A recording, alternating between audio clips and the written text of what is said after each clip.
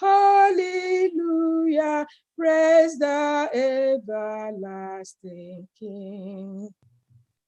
Praise him for his grace and favor to our fathers in distress. Praise him still the same forever, slow to chide and swift to bless. Praise him, hallelujah, glorious in his faithfulness. Tenderly he shields and spares us, well a frail friend he knows. In his hands he gently bears us, rescues us from all our foes. Praise him, hallelujah, widely as his mercies flows. Amen. Amen. Thank you, Dozie. Can you hear me now? Stanza 4. Sing stanza 4. Angels composed he behold him face to face, sun and moon bow down before him, dwellers for time and space. Praise him,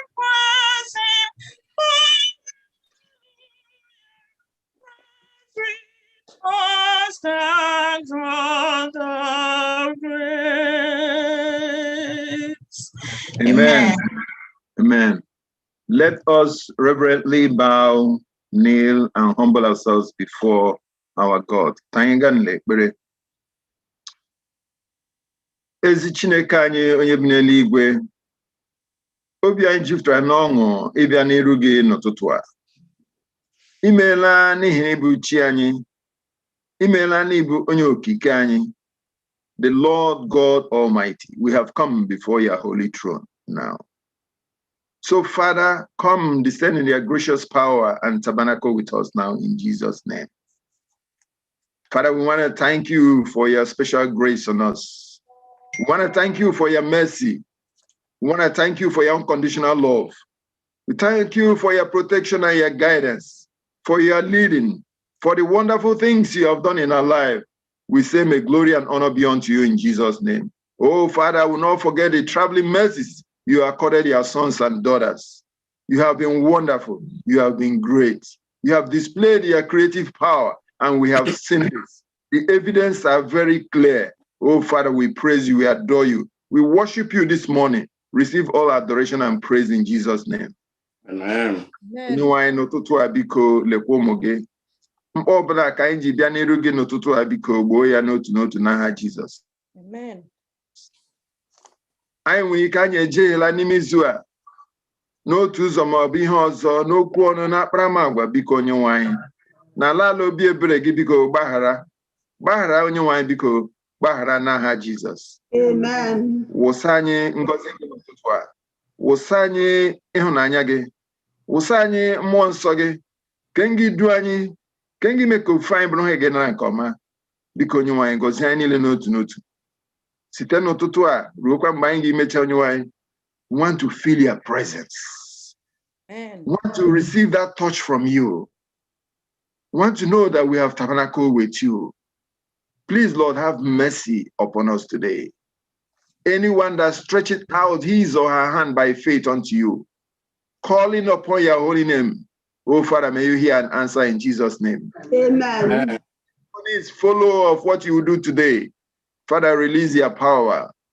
Thank you, Father, for you have called us to come and reason together with you today. As we have appeared before your holy throne, Lord, may your blessings continue to flow unto us now and forevermore. In Jesus' mighty name I've prayed. Amen. Amen. Amen.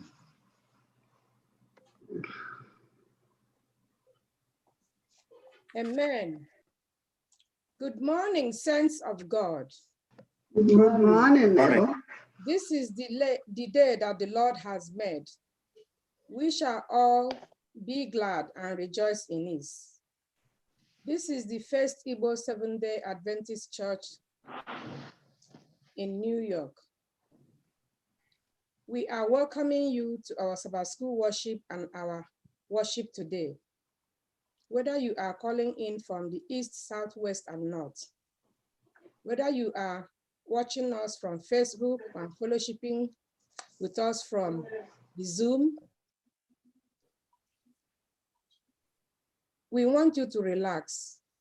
We want you to listen attentively and pay attention. The Lord is about to bless you today. The Lord is about to heal you today. You are in his presence. Come with joy and gladness. Believe that the Lord whom you have come to worship today will surely meet you at the very point of your needs. Amen. I take this opportunity to welcome everyone. Whether you are a visitor or a member, this is now your Father's house. I am happy to say that I welcome our brethren, our sisters and brothers, some of them who traveled to Nigeria, and they are back.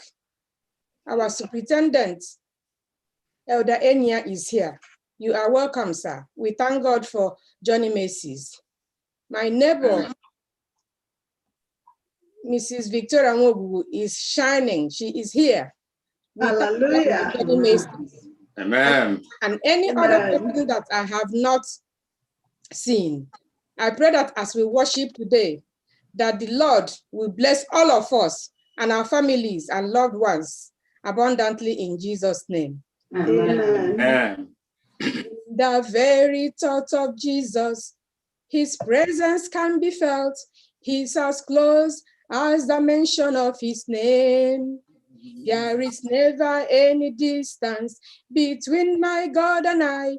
He's as close as the mention of his name.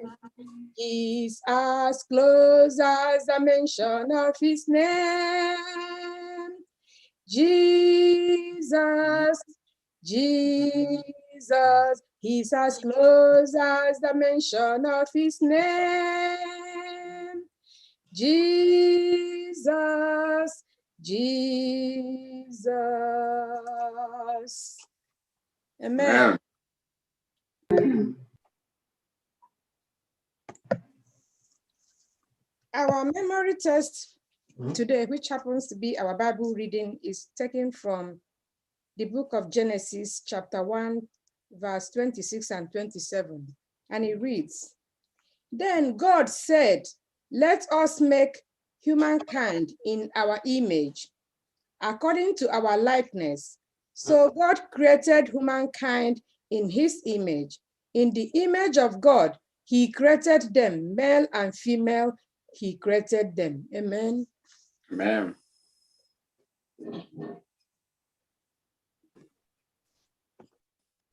Good morning and happy Sabbath, my brethren in Christ. Good morning. Today is a special day. Today marks the beginning of a new quarter in this year, the second quarter. We have just completed our study of the last quarter in the book of Isaiah. In that lesson, Isaiah was calling his people to behold their God, the Holy One of Israel, the one that created heaven and earth, and promised to redeem them from fire and death, but only if they listen and obey. Today, we're starting a new series of study titled The Promise, the Everlasting Covenant. Written, this pamphlet this time is written by a man called Gerhard Hazel. He was a former Andrew University professor on Old Testament and biblical studies. So we'll be reading from him this quarter. Our lesson this quarter is drawn from many sources of the scripture, but will focus on God's covenant, what it offers, and what that covenant demands from us. Today, we are starting off with lesson 1, titled, What Happened? What happened to the perfect world God created?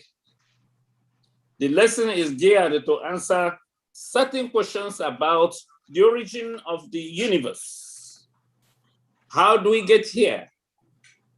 Why are we here? And where are we going? So in the lesson today, we're going to have insight of our purpose on earth. So at this time, I will hand over the lesson to our moderator today, Elder Oria. Matthew. Elder Matthew. Okay, let us pray before we have our lesson. Let's pray. Father, the question has come. What happened? Give me a minute.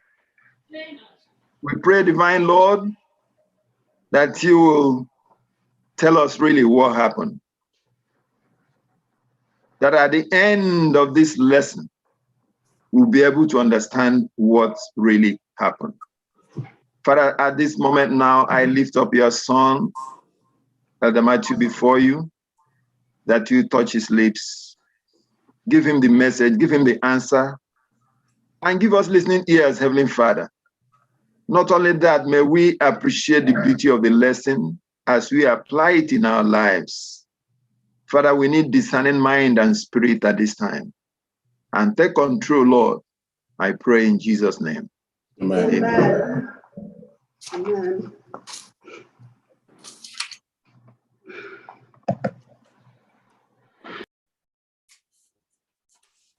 Amen.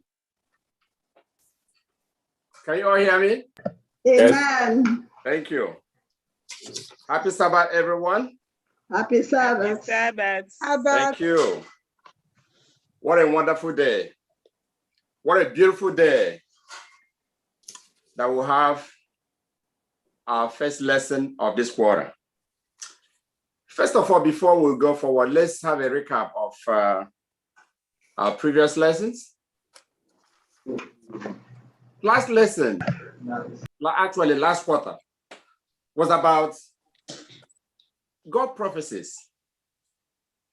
And these prophecies were delivered by Prophet Isaiah. And we all know how that lesson went. It was a very good one. A lesson we should all remember in our Christian life. Now, the last lesson of that quarter was on rebirth of planet Earth.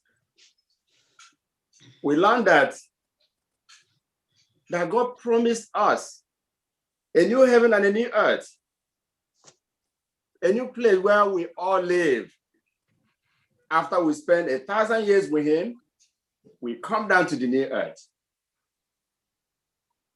And he said that the new earth and the new heaven, there will be no sin, there will be no death. It's going to go back to the original way he had created the Garden of Eden. He says it's a place that we all are going to live in harmony. I'm excited to be part of that lesson. I'm excited to have hope that despite all these issues that we have, despite all this pandemic, despite all these tribulations, we have a hope of a place we all, our friends and our well-wishers, will enjoy our God together. Amen? Amen. Now, that brings us to today, and particularly this quarter. Like Eda rightly said, this quarter is promise, the promise, God's everlasting covenant. What is promise? What is everlasting covenant? As we do today, as we listen today, as we study today, we will see what that everlasting covenant is and what that promise is. And then today in particular, the first lesson of this quarter. The first lesson titled, What Happened? What went wrong? Give me a minute. What happened here? There is a disconnection. What went wrong? And the test, memory test science, it was rightly read from the book of Genesis, chapter 1, 26 and 27. It says, then God said, let me make mankind in our own image, not in my image, according to our likeness. So God created humankind in his image. In the image of God, he created them, male and female, he created them.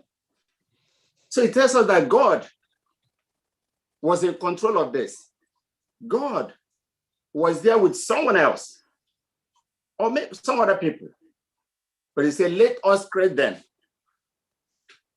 And then in the end, what happened?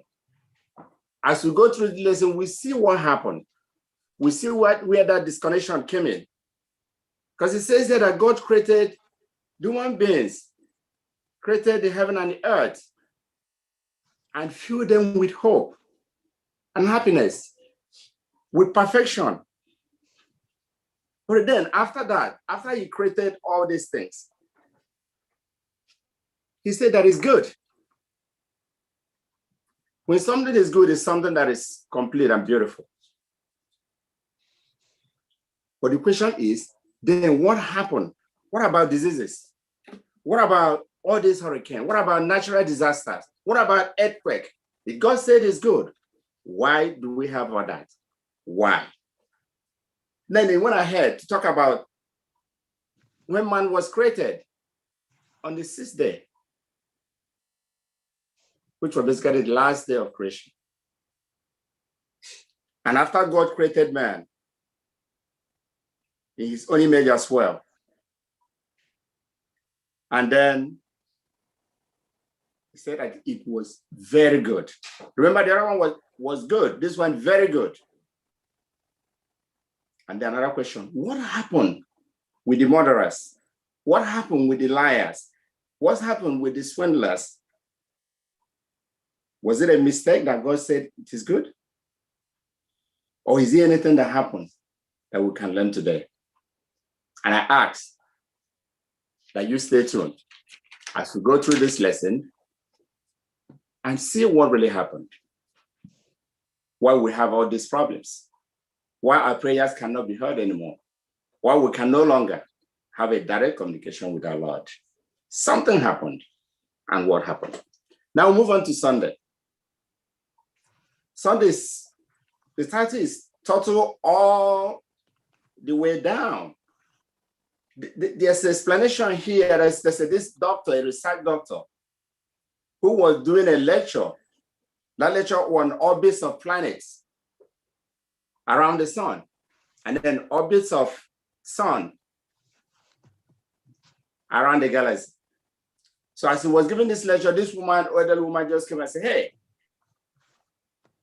he says that the earth was flat, over a flat disk at the back of the turtle. Wow, the turtle said, hello. Where was that turtle sitting on? If it was the earth is at a flat disk on top of the back of the turtle, where was the turtle sitting on? He said, oh, the turtle is sitting on the turtle. Yes, where was that one sitting on? That turtle is also sitting on another turtle. The lecturer was like making jokes. You know that it's gonna go on and on. But the woman saw where the direction the whole thing was going. She wiggled her hand in front of him. He said, hey, Sonny, give it up, boy.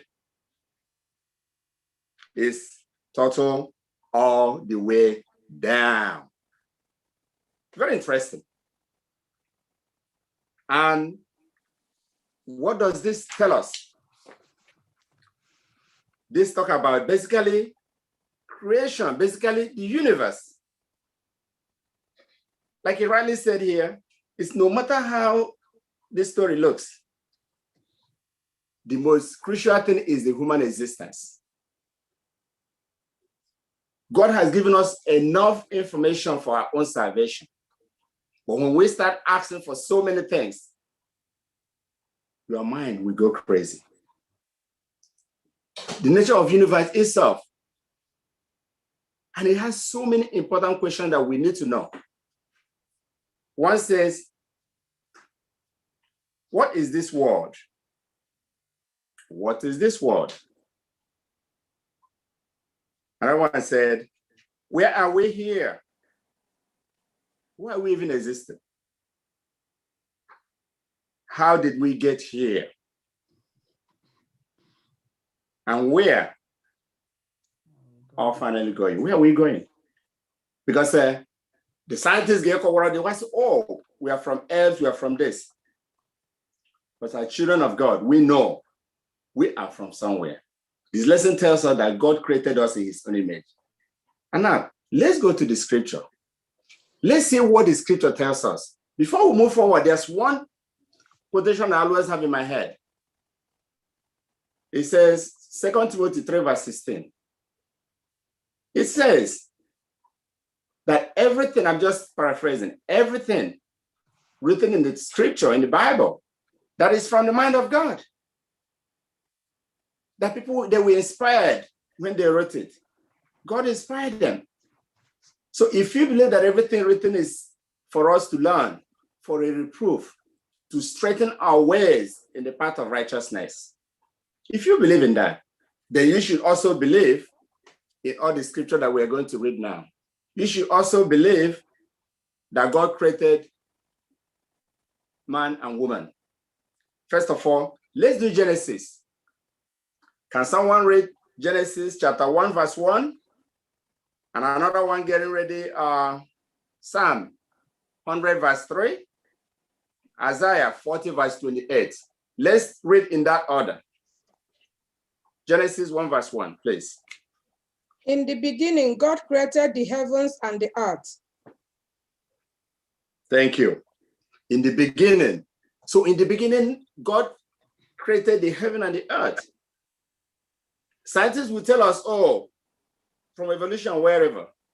But the Bible is telling us, the Bible that we believe, telling us that in the beginning, that God created the heaven and earth. Let's move forward.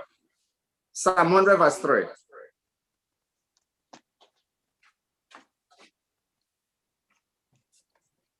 Know ye that the Lord, he is good God. It is he that hath made us, and not we ourselves. We are his people, and the sheep of his pasture. Thank you. If you're wondering where we are, if you're wondering what we are, here is clearly making that statement that we are God's pasture. We are for him. He created us, that he made us in his own image. So all this, what he's doing is to fortify us, prepare us, so that when somebody is coming with something different, we have the scripture to back up what we're saying. Let's go for Isaiah 40:28. If you have it. Isaiah 40:28 says, Yes. Has thou not known, has thou not heard, that the everlasting God, the Lord, the creator of the ends of the earth, fainted not, neither is he weary. There is no searching of his understanding. Thank you. He's not weary. There's no searching of his understanding. It's unbelievable. Just the book of Isaiah 55, verse 9 tells us that as the heavens are higher than the earth, so do his ways higher than our ways. So do his thoughts higher than our thoughts. The everlasting God that we serve is a God that is unsearchable, unimaginable. How can a human being come to imagine him? As we move on, let's do finally Hebrew 1, verse 2 and 10. Book of Hebrew 1, verse 2 and 10.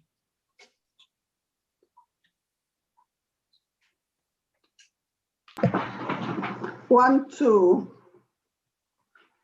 hath in these last days spoken unto us by his Son, whom he hath appointed heir of all things, by whom also he made the worlds.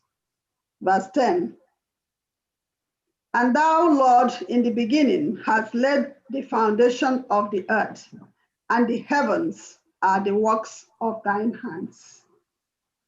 God laid the foundation of the earth. God made the earth with his Son. Do we have any doubt? Remember, in the beginning, God created them. We created them. Because all these are so important, so that when we're studying the lesson in our walk of life, we know what we are talking about. If somebody come in with all this kind of suggestion, all these kind of ideas that will throw us off from the word of God, the word tells us what happened here. It tells us that God created the world and made us in his own image. He created something out of nothing. The ultimate thing here is not, it's about God, not about humanity. Does life have a purpose? Yes, life do. Life do have a purpose. If there's any person here who said that life doesn't have a purpose, please tell us why life doesn't have a purpose. But the lesson and the scripture tells us that life do have a purpose. And when we go through it, why are we here? All this question that we've been talking about, we are here to witness for God. We are here. We are not coming from an app. The scripture tells us that God created us in his own image.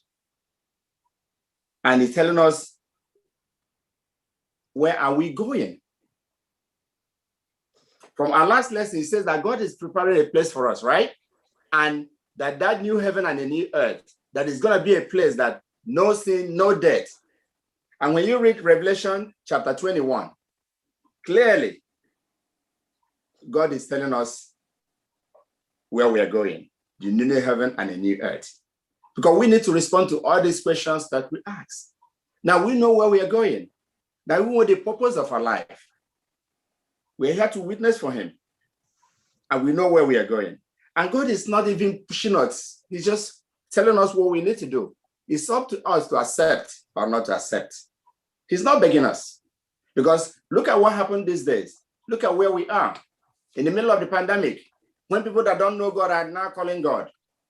They didn't care before, but now they care. Because they've tried other things and it didn't work. Now they come back to reality and know that God in heaven is the ultimate God. And he's telling us the same thing today. Where are we going? Why are we here? What is the purpose of our life? We're here to praise him. We're here to do that which he wants us to do. We're here to spread the gospel. We're here to make the disciples. We're here to let others know how wonderful he is. And in the end, we are going somewhere where we're going to be with him for 1,000 years and another new earth where we are going to be without any issue. Do you have any addition? Because as I move on, I want it to be more interactional. If you have any question, I'm privileged to have the elders with me, possibly the pastor around, to help me address all these questions. Or if you have any contribution to make, it's also open for you to do so as we move forward. I just want to say that it takes, this lesson is a mysterious lesson of how we actually came about. And it is a very important lesson to know what happened. Because there is questions going on. If this and this is happening, if we are suffering, if things are not going well with us, why do we say that our God is good? Now, this lesson is the origin. It is pointing us to something. And it takes a lot of faith for you and me to believe how we got here. And it's our being and our creation has always been in question. And I am happy that this lesson is actually bringing this out to us. So let's get tuned, continue to tune in to see where we're going. Thank you. Thank you, Sister Ozzy. Any other addition, any other contribution, a question? Mba ajụjụ langa agrola Isaiah 40:28. Also, his understanding is unsearchable. Ịghọta ya, Lord bụ omimi ahụ.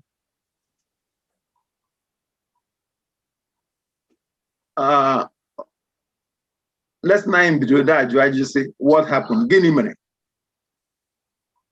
Gịnị mere? Ngana bịara asị lee ịghọta ya, Lord bụ omimi ahụ. Ya bịa dị te Lord la ha Sister Ozzy nkara lo nidiri okwukwe nhiri nne ịghọta macha ya ka ọma. So ya ma lesson jụrụ ajụjụ in one way kwa ya sakwa ya. Gịnị mere? Ịghọta ya Lord bụ omimi ahụ. And ịghọta ya ị ga iji gịnị? Okwukwe. Okwukwe nsị. So mgbe ụfọdụ anyị ji aga n'ihu chọwa ịma to get the facts, get the evidence. At times, I may exhaust all the evidence I am, all the facts, and still I had to be comfortable. We are still looking for more. So I think the answer, Mbula, Isaiah 40:28. Thank you. Thank you, Eda. Yes. Like he rightly said there, Osila, our God, is understanding all the unsearchable. Like Isaiah called 55 verse 9, Chineke gap here between us is just unbelievable. So as we go on, we will see. We'll be able to see that question and answer that question. What happened? Now, Monday. I don't know who Lilo. Go ahead.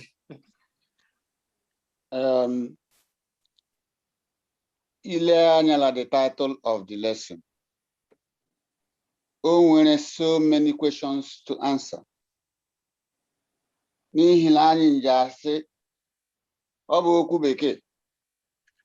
I say, what happened? Ngrimmen. 2. Anya viaggio when? Mbole. 3. Anya viaggio where? Obole. Ni hilani I can say when that question now.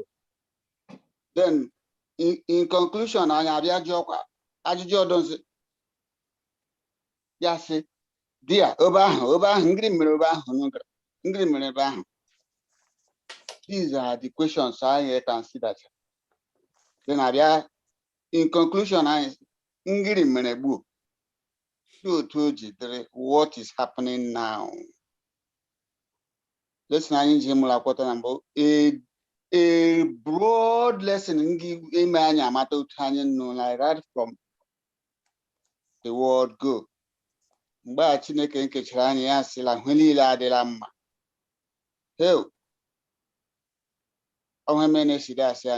what happened? Then where? Yes, what happened? When I see that, because on the introduction, the moderator,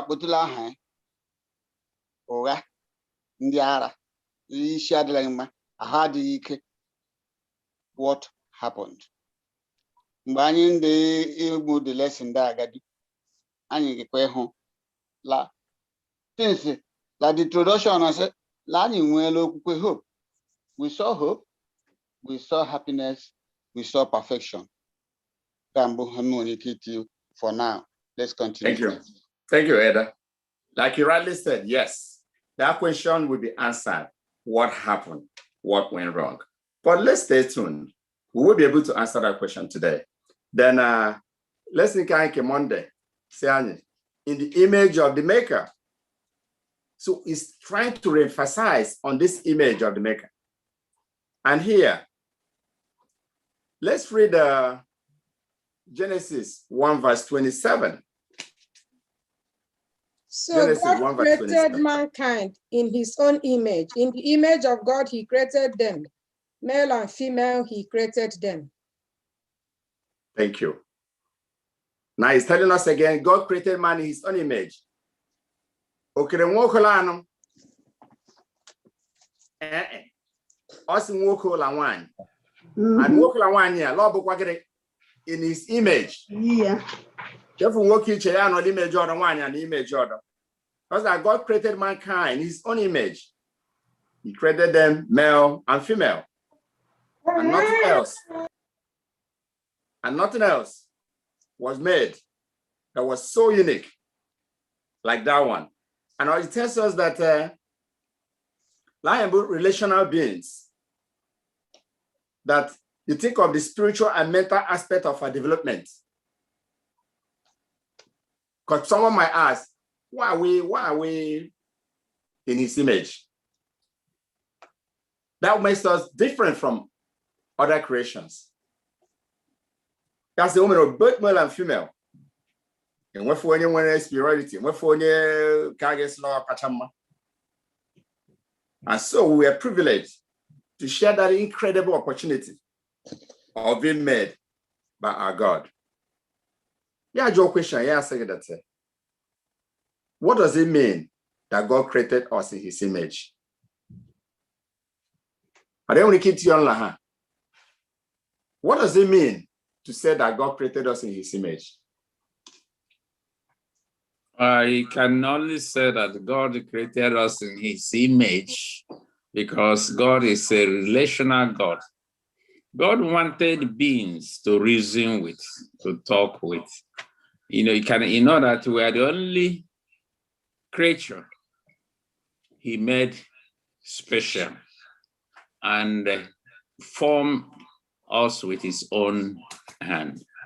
He didn't speak and we are in existence.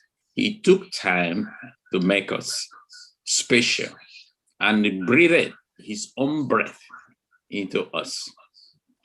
In his image, he wanted to reason with us. We are the only creature that he can reason with. Thank you, Ada. So the line is distinct from any other creation. That the Bible says that God directly crafted human being. Before who did another man, or craft through human being, have risen being for relationship. Other creatures have one opportunity to relate, or to related to anyone. Our level of thinking, our level of understanding was so different and special. And in a book of 1 Peter 2 verse 9. I go very often. 1 Peter 2 verse 9. But you are a chosen people, a royal priesthood, a holy nation, God's special possession, that you are declared the praises of him who called you out of darkness into his wonderful light. Like very special people, peculiar people, the holy priesthood. Can you give me any other creation that this has been accorded with? None. It tells you how distinct we are. It tells you how blessed we are. It tells you how wonderful we are in the sight of God. This is so important so that people out there won't come to twist it around to tell us otherwise. So God created us actually in his own image, and we are so unique. That after all this uniqueness, what went wrong? Let's go to the book of Genesis. Let's read chapter 2. We'll read 7 and then 8 to 25. And the Lord God formed man of the dust of the ground and breathed into his nostrils the breath of life, and man became a living soul. 18. Oh. I'm sorry, 18 to 25. Okay, 18. And the Lord God said, it is not good that the man should be alone. I will make him an help meet for him. And out of the ground, the Lord God formed every beast of the field and every fowl of the air and brought them into Adam to see what he would call them. And whatsoever Adam called every living creature, that was the name thereof. And Adam gave names to all cattle and to the fowl of the air and to every beast of the field. But for Adam, there was not found an help meet for him. And the Lord God caused a deep sleep to fall upon Adam, and he slept, and he took one of his ribs and closed up the flesh instead thereof. And the rib which the Lord God had taken from man made he a woman and brought her unto the man. And Adam said, this is now bone of my bones and flesh of my flesh. She shall be called woman because she was taken out of man. Therefore shall a man leave his father and his mother and shall cleave unto his wife, and they shall be one flesh. 25. And they were both naked, the man and his wife, and we are not ashamed. Thank you. That is something loaded. That section are the highly loaded. Yes. First of all, it's telling us that God created the woman from the man while he was sleeping. So what does that tell us? If God created the woman from him, from his ribs, what does that supposed to mean? It means they are one. Wow, I'm one. Yes. The same 1 plus 1, 1. Exactly. They are one. Another thing that I pick up from, they said that Adam was able to name all the animals one by one. How's Adam able to name all the animals? Can someone? Intelligent. The knowledge God gave him. God made him intelligent. So our God is a creator that knows what we need. That gave him that knowledge. For him to be able to name every animal that comes up, he named it. What a wonderful God that we serve. Who's going to tell us otherwise? Who can create someone and accord this person with so much knowledge? So much data already in his head. For him to be able to name all these animals. Even his wife. Woman, and that makes them become one. You know, all these things are so important because we're hearing other feedbacks from the outside. As Christians, we have to prepare ourselves. We have to know where we are coming from. We have to know what we believe. We have to know where we're going. So that somebody will not come from out there and tell us that somebody else was naming the animals. You know, the scripture said it. He was able to name the animals. He was able to name his wife. The question is still there. The question is still lingering. What happened? After all this madness that God has given him, what happened? Any addition before we move to Tuesday? Teacher, I will only add that God created us in his own image. And you asked, why did Adam know what to call all these animals? That is the image of God in practice, in function, because God is all-knowing, and Adam was given that gift of all-knowing because God has made him his own image. Thank you. That means our God is the giver of all things. Our God is our creator. Our God is our deliverer. Our God is maker of everything you can possibly think about. Today, you can see technology growing here and there. But then look at that time, like you rightly said, how did Adam have an idea about the name to give these animals? That's the point that we need to take into as we move forward. Moderator, just Brother, the bottom of Monday. Sister Jason? I want to read the bottom of Monday lesson. Oh, sure, sister. It says here, Eve was created from a rib taken from the side of Adam. signifying that she was not to control him as the head, nor to be trampled under his feet as an inferior, but to stand by his side as an equal, to be loved and to be protected by him. I just wanted us to take note of that place, how it was put. Thank you, Sister Ozzy. Thank you, And also Eda, God. Eda, hold on 1 minute, Eda. I can never get that target. Okay. I want to digress a little so that we can get a little grasp of what this lesson is telling us. If we look at the image that God is talking about, is he talking about physical image? Because the Bible told us both spiritual and physical. Okay. The Bible told us that his hand is not short to deliver us, neither is his ears short to hear our prayers, but our sins have separated. So that means God has ears. That means we have ears. God has these physical features that we have. We have noted that. But if you go back to other animal kingdom, you find out that chimpanzees, they also have these features. So what is the difference between us and those other creatures that made us special to God? If we say we have the breath of life, those ones have breath of life.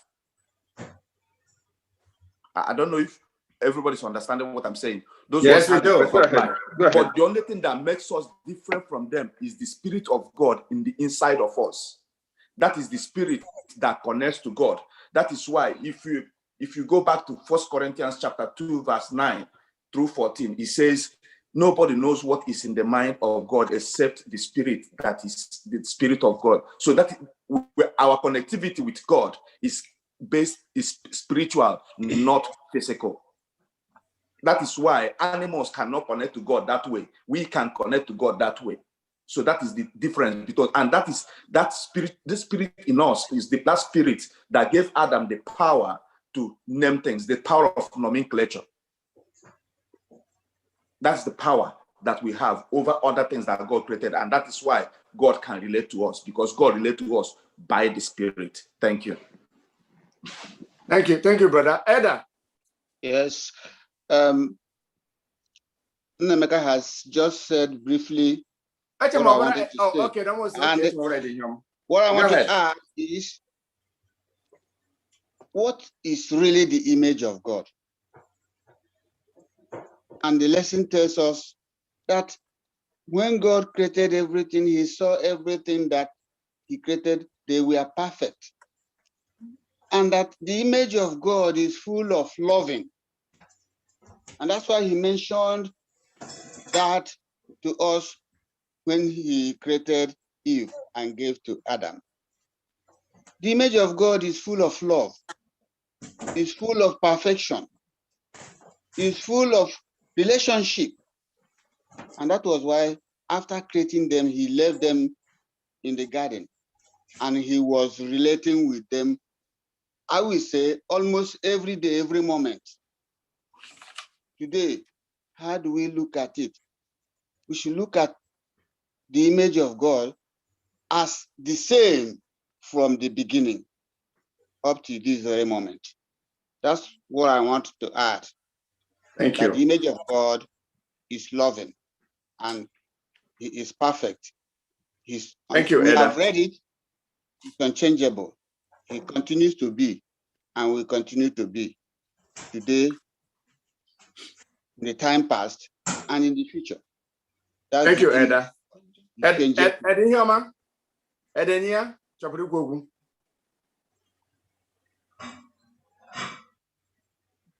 Edenia? It's not Okay. there. Okay. He's there. So like we rightly said from the beginning, that our God is a relational God. When we were saying about where are we going, who is he, why are we here, what is the purpose of our life? Our God is a spiritual God. It's a relational God. Look at John 4:24. John 24. God is spirit, and his worshippers must worship in the spirit and in truth. Thank you. And all we can say is that our God is a spiritual God. He's a relational God. As we go on, let's not be ahead of ourselves. Again, we are God blessed us and accorded us with so many things. So God is our relational God, is a spiritual God, is a great God who knew what we knew before we were even created. So as we move on to Tuesday says God and humankind together. God and humankind together. This session, it talks about God's first word to mankind. It was about interaction. It's about relationship. Actually, with the physical world. And ability, the ability to procreate and reproduce their own kind. He gave them commands to be masters and have dominion over his creation. God saw Adam and Eve as smart people, as intelligent people that have been able to respond to his kindness and enter into communion with everlasting life with him. Like God, that God that knows what we need and created a human being that is able to relate to him. That's why we're different from other creation. That's a big distinction. And that was God's first word here. Let's read, first of all, let's see Genesis 1:28 and 29. And God blessed them. And God said unto them, be fruitful and multiply and replenish the earth and subdue it and have dominion over the fish of the sea and over the fowls of the air and over every living things that moveth upon the earth. 29. And God said, behold, I have given you every herb bearing seed, which is upon the face of all the earth, and every tree in the which is the fruit of a tree, yielding seed. To you it shall be for meat. Thank you. Now we come to what I was talking about. Now God did what? God blessed them. Let's not get ahead of ourselves. God is a God that does it in chronology. He's a God that knows how he planned things. Now, is he at the point where he is doing what? He's blessing them. Something they bless, the bless, is sanctified by God. Or something they set aside for a purpose. So in this case, God blessed them, sanctified them, and God gave them authority to have dominion over everything that he has created.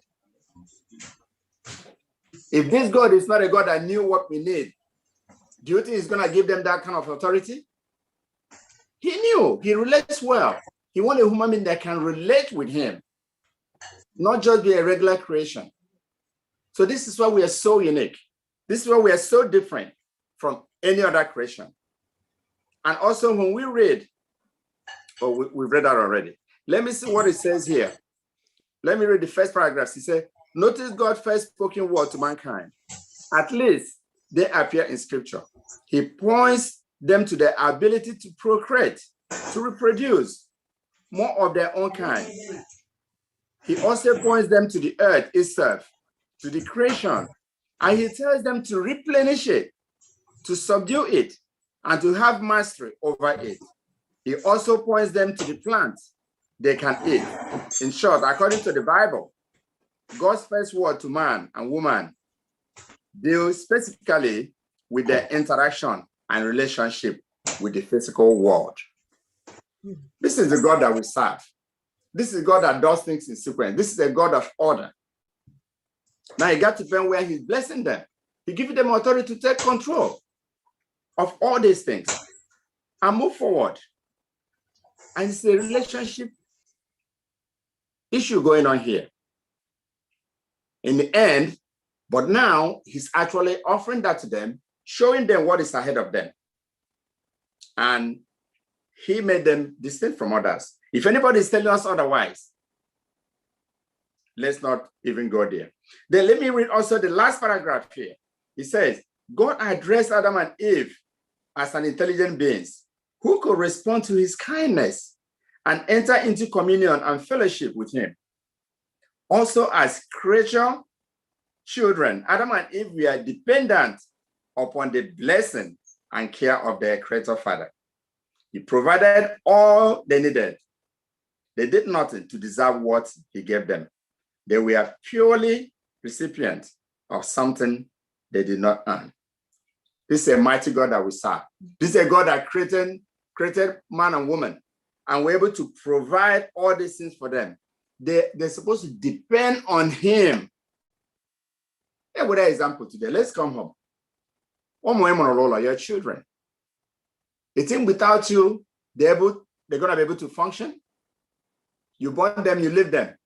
From there, they just learn everything and be okay. No, it is your responsibility. You take care of them, you provide for them, you go to work and maintain them so that they get to the level where they can be on their own, where they can understand what the world is all about. Let's relate to that because that's what God did here. He saw them because he accorded them with that intelligence when he created them. Remember when Adam was naming all the animals? He already got intelligence. Now, because he believed he does, he's able to command them to do something. Go ahead, reprocreate, reproduce, take dominion over my creation. If God didn't trust them, he wouldn't let them to take over that. So this is a God that we trust. And if anybody is telling you anything otherwise, the scripture is very clear on that. Any contribution before we move forward? Yeah, I want to add something based on God, how God made us special. We can tell based on what we saw here in Genesis 1:28. It talks about dominion. That's why we are different from any other thing that the Lord made. You know, God gave us that dominion to care for other things, because when you look at this, the animals cannot care for us. We are the human who take care of the animals. So we can use it to, explain to other people who still don't believe. I know it's still hard as a human being. Without faith, like Sister Njoku mentioned before, it's hard for us to see the love of God. But in every situation, God always make a way for us. We don't want to keep on going into argument with people, because only God can help them. Because all we can do is to tell them the truth and leave the rest to the Lord. Dominion is what we have seen here, that God is giving us when he made us in his own image. He spoke about every other thing that he made. And God gave us that opportunity by creating us in his own, touching us. There's a relationship. So for me, thank God for creating me in his own image. It's hard to explain to some people, but no matter what, God has given us that dominion, even though that it was taken away and given to Lucifer, but still yet we still have the dominion that God has given it back through Christ. So that's a huge blessing for me. A huge lesson. Thank you. Amen. Thank you, madam. Like we are moving forward, we really want to get to that question. Remember, we've not answered that question. What happened? Stay tuned as we move on. When is they saying at the tree? At the tree. What is this tree? Elemi has the tree at the tree of test, a testing site. We are going to say, let's test. Let's see what is going on here. Bible will be a forbidden tree. And this tree, to me, I think it's about trust and obedience. Let's see what happened here on this particular tree. Let's read the book of Genesis, chapter 2. Let's read 16 and 17. And the Lord God commanded the man, you are free to eat from any tree in the garden, but you must not eat from the tree of the knowledge of God and evil, or knowledge of good and evil. For when you eat from it, you will certainly die. God is giving instruction now. The test has come. Ekachala school, muchahelile, me doctorate, me helile. If you can practice it, if you can tell others what it is, if you can defend your certificate and your degree, now Eve has come to the test. Adam and Eve, we are given an opportunity in this case by their creator to make a choice. It was about choice and to do what is right. And if there's a challenge, to respond to that challenge positively or negatively.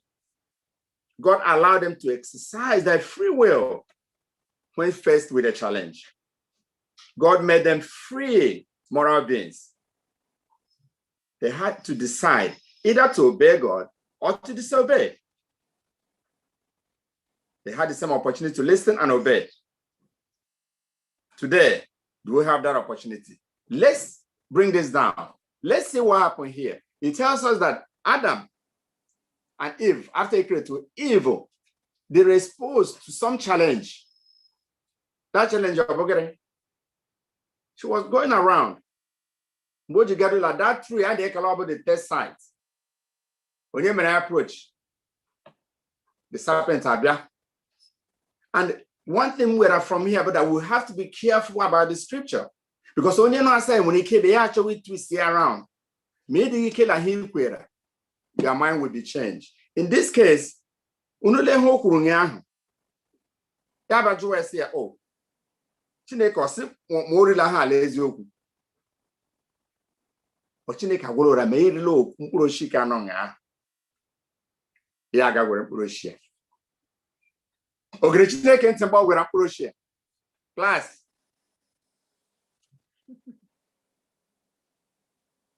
Ogere Chineke ntị mgbe gwere mkpụrụ oshi. No. Then, as we move on, here we're in Puroshia. If we are convinced here, Bible they call it like Eve was deceived, but that Adam was not. The reason being that Eve, if we see that twist here the scripture, you go on say, do you actually believe like Chineke see me? Oh, like Chineke see me really? Maybe on Purosh, maybe low can on ya. I try maybe go who edit. I got to be brief here. Yeah, say, Chineke aka foto a irie ha irie mkpụrụ chale ga mata ha Chineke mo ga mata ha obo Eve mere gị Eve kwera ha that's the I go anya mara ha kwera wata ya so that no matter what comes around us I get sure that the scripture is inspired from the mind of God. Ye gwere ye rie ya cho ebe di ya no di ya abia ye nye di area baba da gwa that the dia amara dia buru a matter of choice the dia gari decide mba say like na dey mod ndeka anyị gwere dia bia no ụlọ o mara nwaanyị mmadụ afọ ya aga mehi ya alaria obi ekwu okwu ade ma ọkpa agwala ade mma. You don't have to realize kubo ya. But over your responsibility as the man of the house. If what I want, say I don't take out a model. I work on my form. Like na Chineke say any man like I got here. I got me.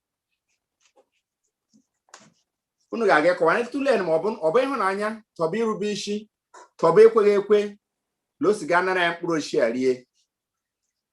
Atom to nti ono nga before anya agawa. Ebe anyị gaji mbụ nga question I get answered. I don't want anything to question or eating before my question. What I want to say is that this particular tree was a tree for God to test them.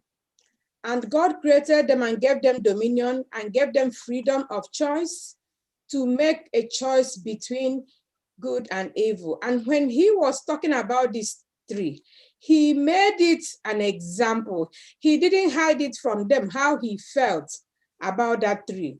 If you have a father or mother and they tell you, see this cup, this is my cup I used to drink. You have 9 other cups you can use to drink in this house.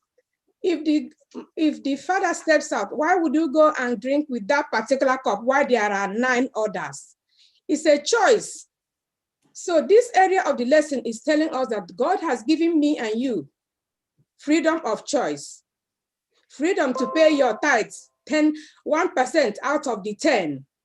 But do we all do it? We are just like Eve over again. God is clear in his things, in how he does his things. He's so organized. He tells them not to touch that tree. There are other trees. It's a choice thing. Disobedience. This is the tree, is where it all began.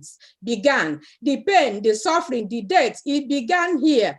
That Eve just disobeyed. There were other things to be done. So we need, it has to come back to me. Where is my mindset? What's my focus? If God says don't do it, then don't do it. Don't be distracted. Be focused and do what God has told us to do. It can happen to us. It's happening today because the things we are told to do, we are not doing them. We are doing other things. Thank you. Thank you, Sister. Adam Chareko here. To conclude it. Yes. The Adam himself, salvation is head by head. Right. It's not about I love you, you love me, you are my husband, I'm your wife.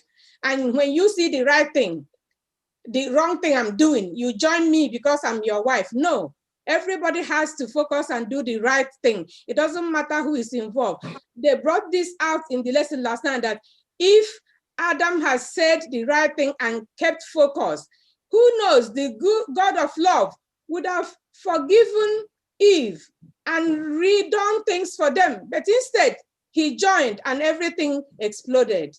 Thank you. Thank you, sister. Thank you. He also, I'm reading from the third paragraph. By calling Adam and Eve to obey his will, God was saying, I am your creator, and I have made you in my own image. Your life is sustained by me.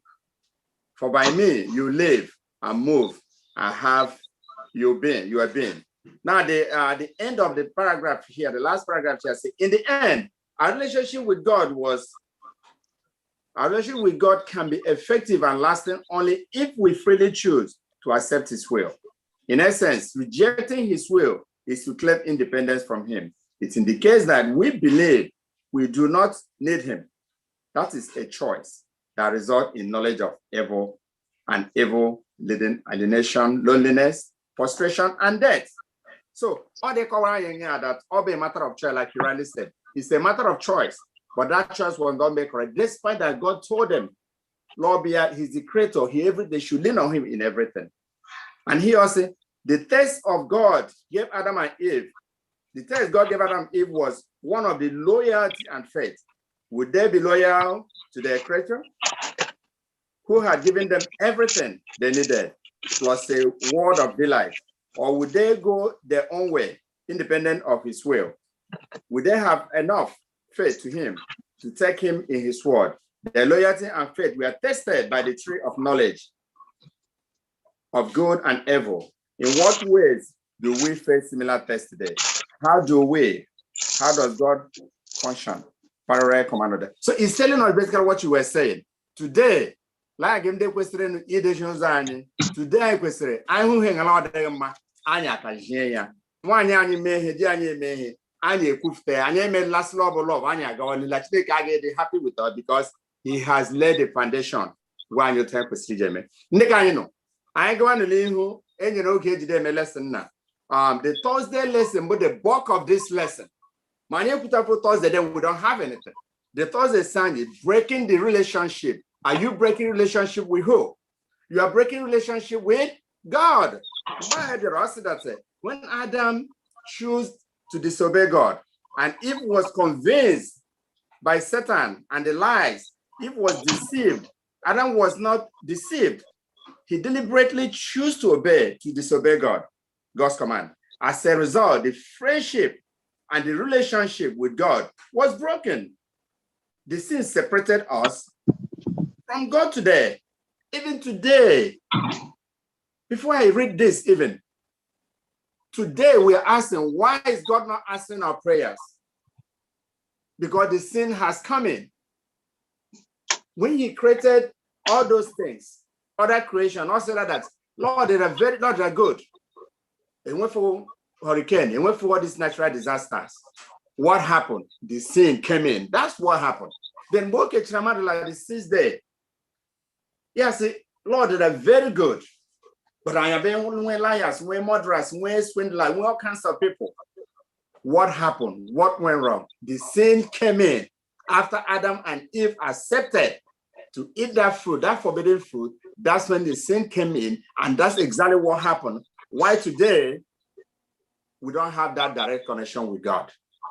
Originally, God made it so we can relate well to him. Now let's read Genesis chapter 3, verse 1 to 6. Genesis chapter 3, verse 1 to 6.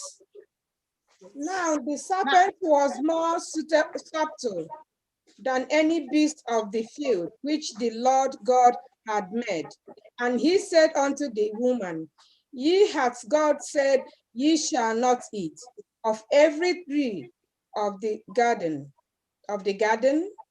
And the woman said unto the serpent, We may eat of the fruit of the trees of the garden, but of the fruit of the tree which is in the midst of the garden, God hath said, Ye shall not eat of it, neither shall ye touch it, lest ye die.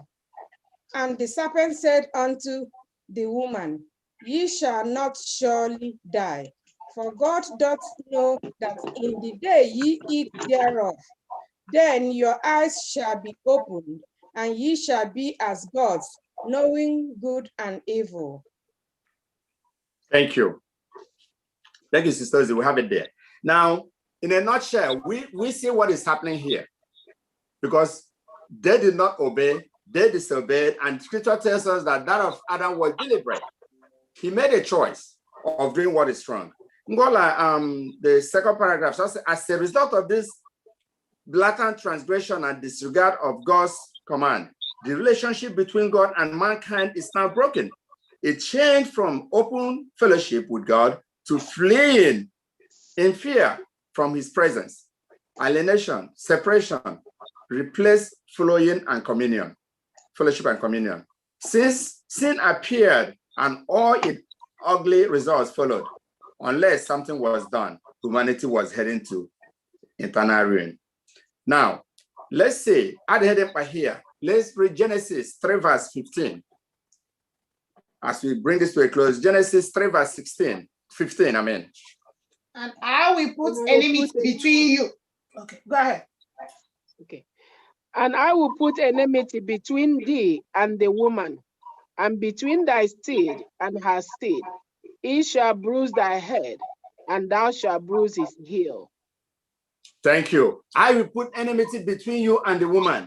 That enmity of Bonye, Christ gave you also that or that serpent be able to kill one that her offspring, and that also will be able to subdue the serpent. That's why Christ is here for us today. That's why we are still pleading.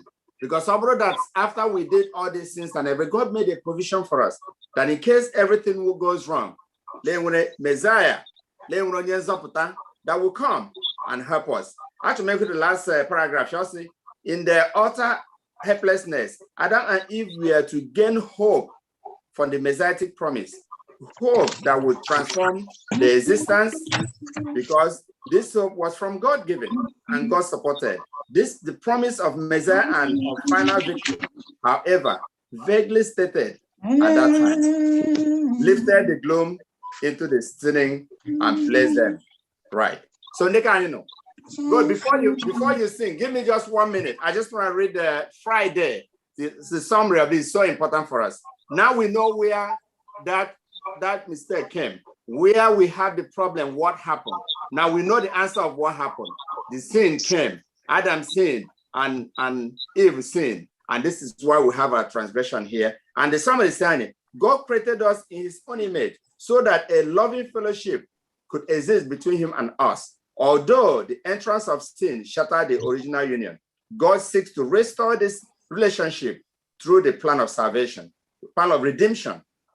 Life for us as dependent creatures take a true meaning and charity only when we enter into union with our Creator. Ndekani, let's enter into that union with our Creator. Despite all these problems, despite this broken relationship, despite this question that we're about to answer, what happened? It's broken. Yes, it's broken. it can be restructured. God is giving an opportunity that we can come back to him again, like when or there, to help us to restructure it back again so that we can also be accepted. And that day, that new heaven and that new earth will still be able to access it. I thank you all for being part of this lesson today. Amen. Amen. Amen. Thank you so much, Elder, for that the wonderful way you've handled this lesson. We pray that the Lord will continue to bless you and bless your ministry in Jesus' name. Amen. We will move straight to our Sabbath School expense offering. Like we all know what we use this the funds for Sabbath School expense offering for. Today is the first Saturday of this quarter, and I'm sure we all have our quarterlies. Those are one of the things. That's one of the things that we use the money for the Sabbath School expense offering for, and every other thing that we do in the church. So I urge you to please dip your hand inside your pocket and please support the Sabbath School. Our online giving and the details of the giving has been projected, and I'm sure you can see it from wherever you are. You can also download the app on your phone. The app is Adventist Giving app. You go to adventistgiving.org and then you download the app. I pray that as you do so, the Lord whom you worship, the Lord whom you are giving, will continue to provide for you and will continue to sustain your families in Jesus' name. Amen.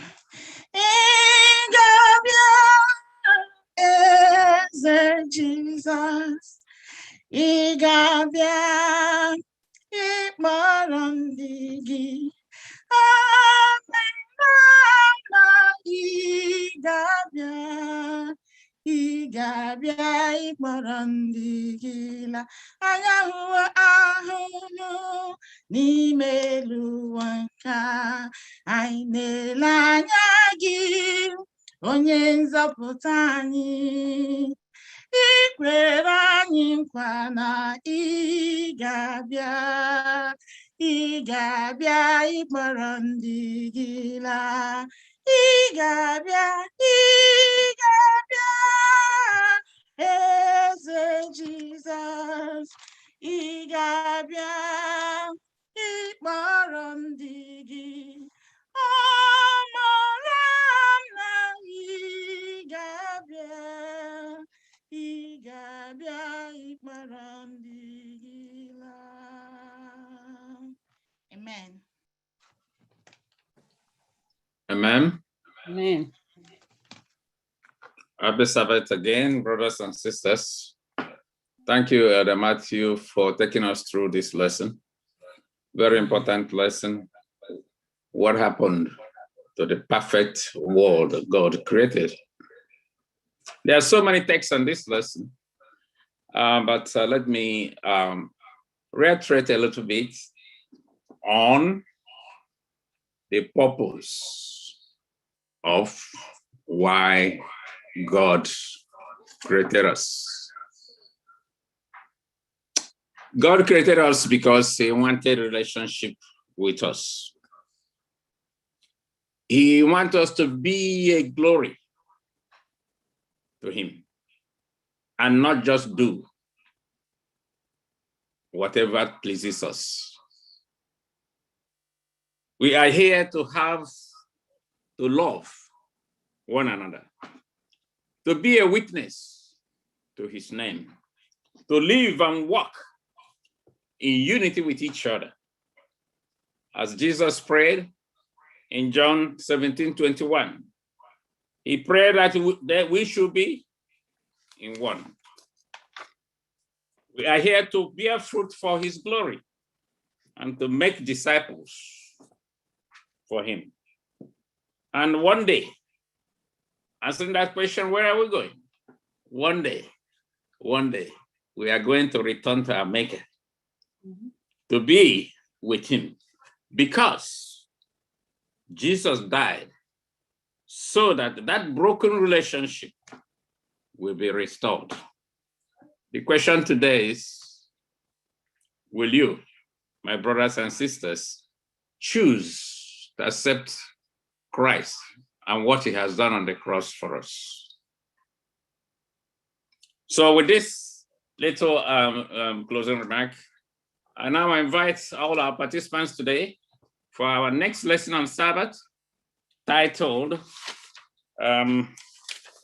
Covenant Primer. Covenant Primer. So we are going to have that lesson on Saturday, and I'm inviting everybody to be a part of that wonderful lesson, to know what is this primer, covenant primer. May God be with you and have a pleasant Sabbath. Amen. Amen. I will now bring the Sabbath school to a close by singing from SDH number 92.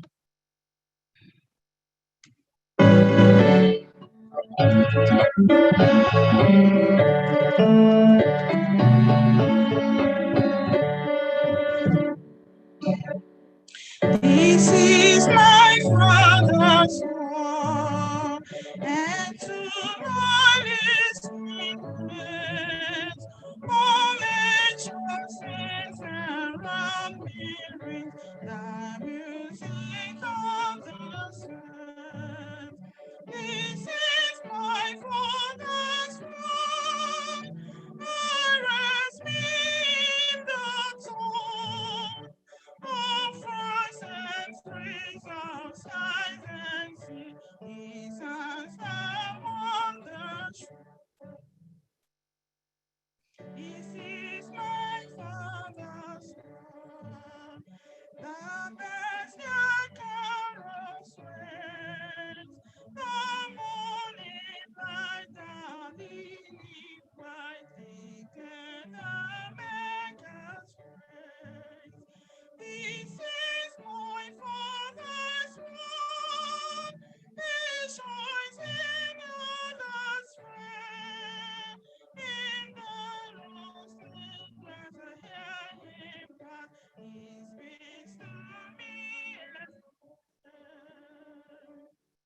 This is my Father's word, oh let me never forget, that Lord sings of so strong, God is the root I am. This is my Father's word, why should my heart be sad? The Lord is King and the heavens ring, God reigns, let the earth be glad.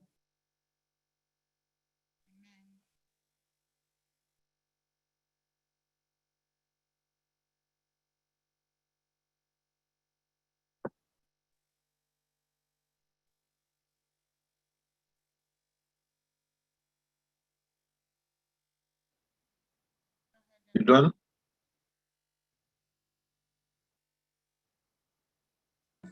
Yes.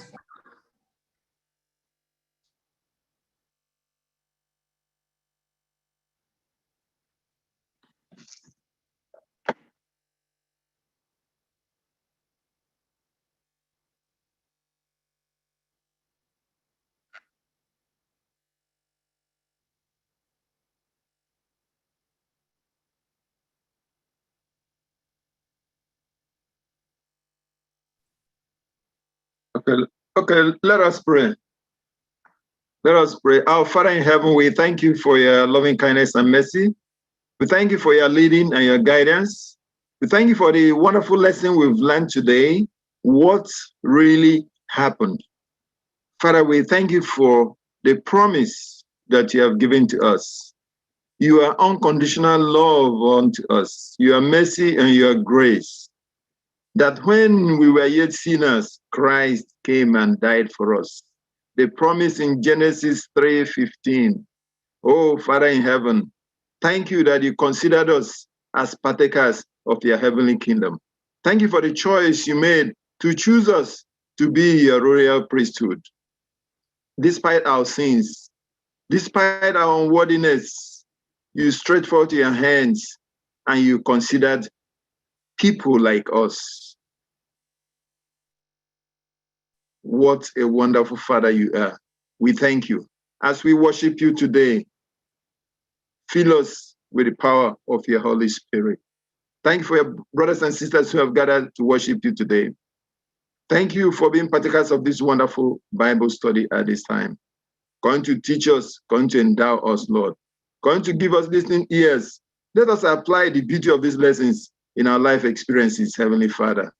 We thank you for your manservant you used to break down the lesson for us.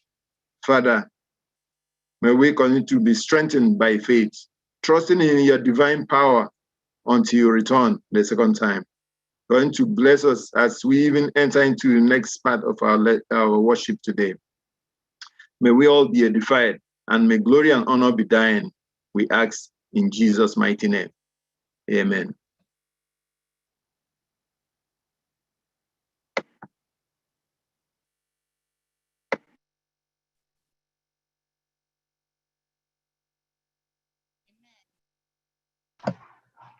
Can you hear me?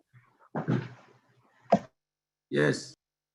Oh, thank God. We thank you so much for participating in this Sabbath school today. I think there's a fundamental issue with my laptop. I need to resolve it. I apologize for that. We thank you for participating in the Sabbath school today. Like we all know, we've been here for a year now, and then the Lord has been faithful. So we pray that you continue to keep aided to the Sabbath school as we meet again next Saturday, same station. May the Lord be with you and be with your families in Jesus' name. We welcome you to Sabbath school. We are happy that you are here. Happy Sabbath day. Happy Sabbath day to you all. Till we meet again. Amen.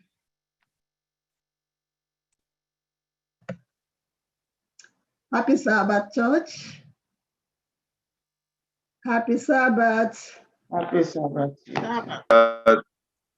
We just have announcements for the day.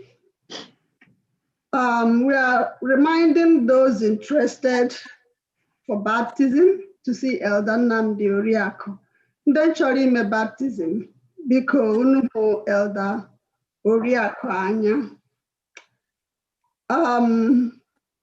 For women's ministries, the 33rd annual virtual women's prayer retreat will hold Friday, April 23rd, 8 p.m. through Saturday, April 24th. This is going to be virtual. The women are asked to register because the seats are limited. It's virtual, so Ogari able just keep registering. So please click on the link I sent yesterday, or I forwarded to you yesterday. Mara Otinweriki made the registration so that you can participate or be a part of this virtual prayer retreat that's coming in April. And also I did ohere Canada napatakwa ndị we ndị ka anyị we mere travel Nigeria to other places, and God granted us journey mercies, and as Chineke lo meela. We still have some people back in Nigeria that we're not here, and the kwario Chineke nonyere anyị ta ọ nonyekwara we gbaga we gacha alụkwa we udokwu chidekwa we, and ndị anyị kwa mmadụ we hafụ ta Chineke nọkwado akasiwe obi. More announcements, our pastor, the first elder, will bring them to us. And I pray God to be with us today as we worship him in truth and in spirit. In Jesus' name, amen. Amen. Ndeka inabela, Armi Johore Canada Navata, Ndeka Lilende di for with us today. I dey soon, Unabela, second time Rachineke, Baruna Lemma. Armi Johore Canada Navata, Ndeka one crew, Umunanyo Negarolo, the Sister Vicky Wogu. The Homenia, Landeke one and walk on a doquono, Neconololo, Ogituko Walaria Ludo. On behalf of our pastor, Pastor Kezi Herondo, and the entire leadership of Festival Seventh Adventist Church, I welcome you all to our Sabbath school today, and also to our divine service at this time. And I just want to say, since the pandemic, I know we've been worshiping all of you. I'm quite sure you must have gained something, one thing or the other, as you tabernacle with us. And I honestly pray that God will guide you. God will grant you peace, grant you knowledge, and grant you wisdom, so that we can prepare for that everlasting promise that comes from above. So that that day, when that shall come in class of heaven, all of us, our brothers and sisters, everybody who has logged on this line from all walks of life, will be able to gain that place. That's heaven, that new earth our God has promised us. This is my prayer to all of you today. In the mighty name of Jesus, I ask. Amen. Amen. Oh, come, let us adore him. Oh, come, let us adore him. Oh, come, let us adore him, Christ the Lord. Give to the wings your fame in her beyond dismay. Go is your size and come your tears, girl shall lift up your hand. To him commit your graves, your ways pour in his hands.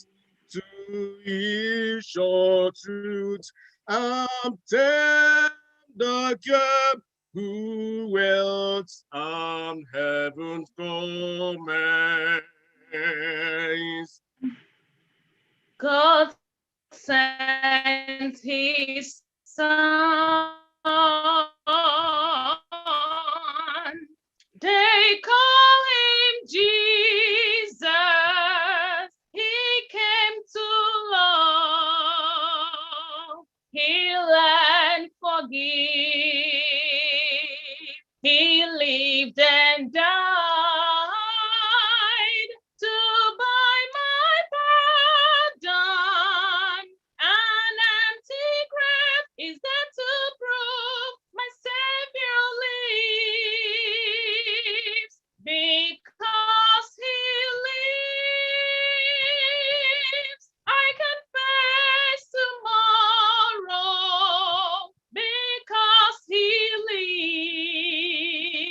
lives, all fear is gone.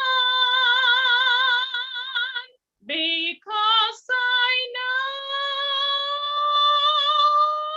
he holds my future. And life is worth a living just he lives. Because he lives, I can face tomorrow. Because Christ lives, all fear is gone. Because I know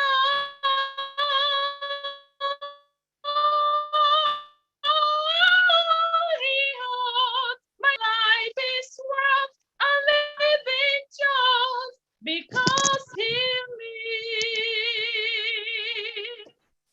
Jesus, keep me now the cross. Yes, the precious fountain, free to all our healing stream, flows to Calvary's mountain. In the cross, be my glory ever, till my righteous soul shall find rest beyond the river. In the cross, be my glory ever,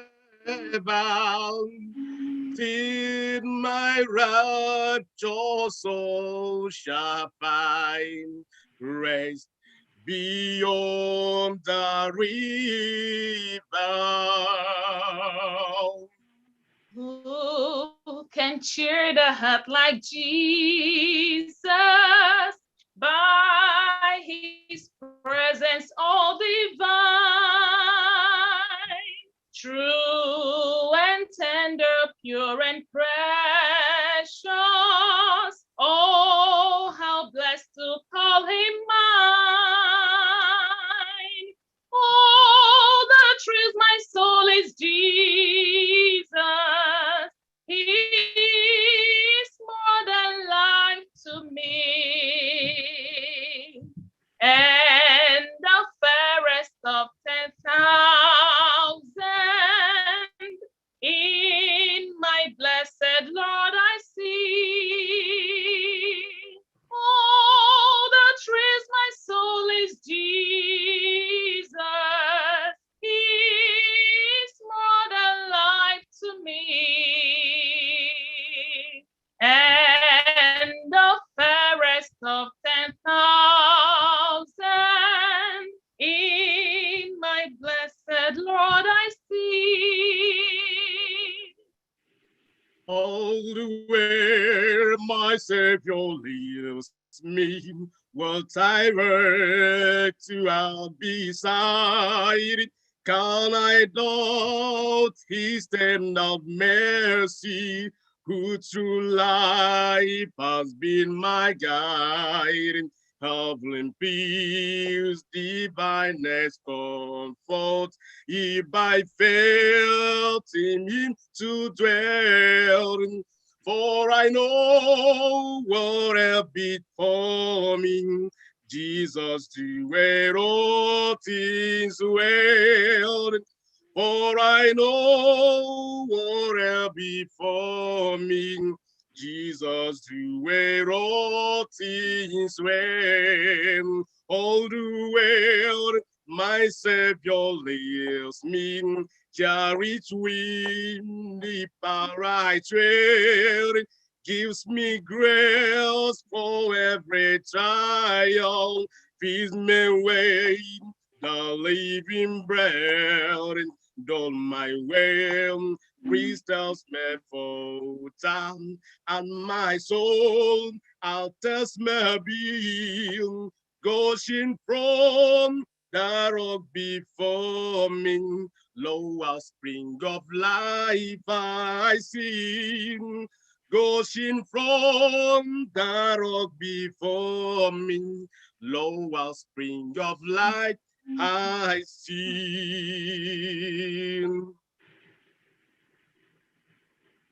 I need thee every hour, most gracious Lord. No tender voice like thine can peace afford. I need thee, oh, I need thee. Every hour I need thee. Oh, bless me now, my Savior. I come to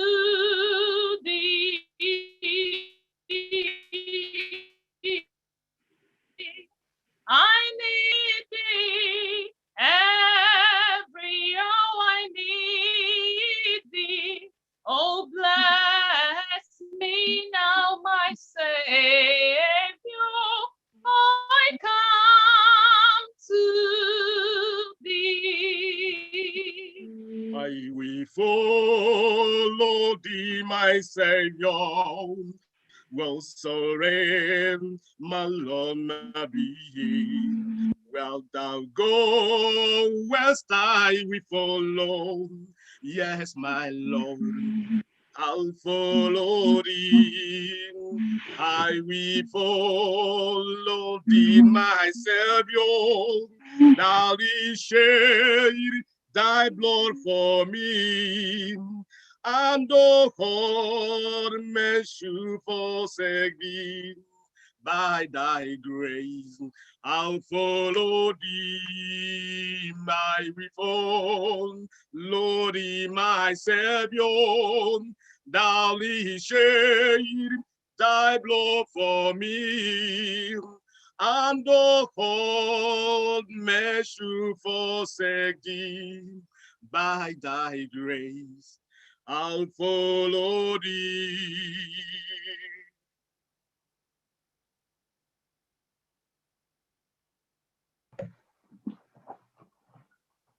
Amen.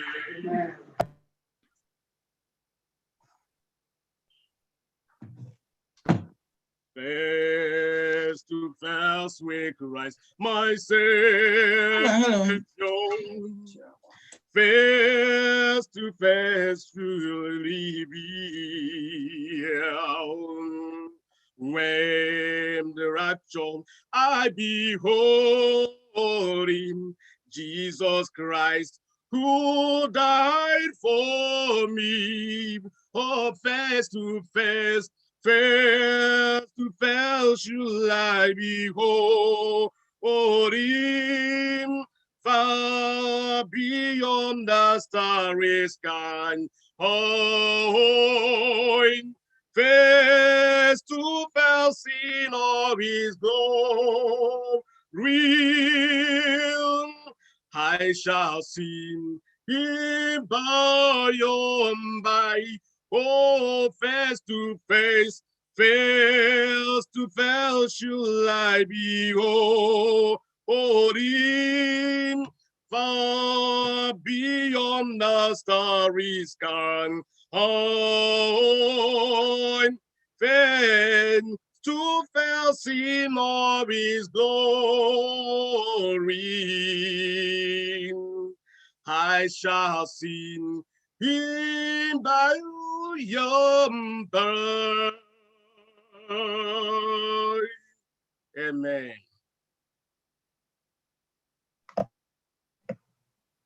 Amen. May we take our affirmation of faith from Psalms 91, verses 1 and 2. It reads, "He that dwelleth in the secret place of the Most High shall abide under the shadow of the Almighty.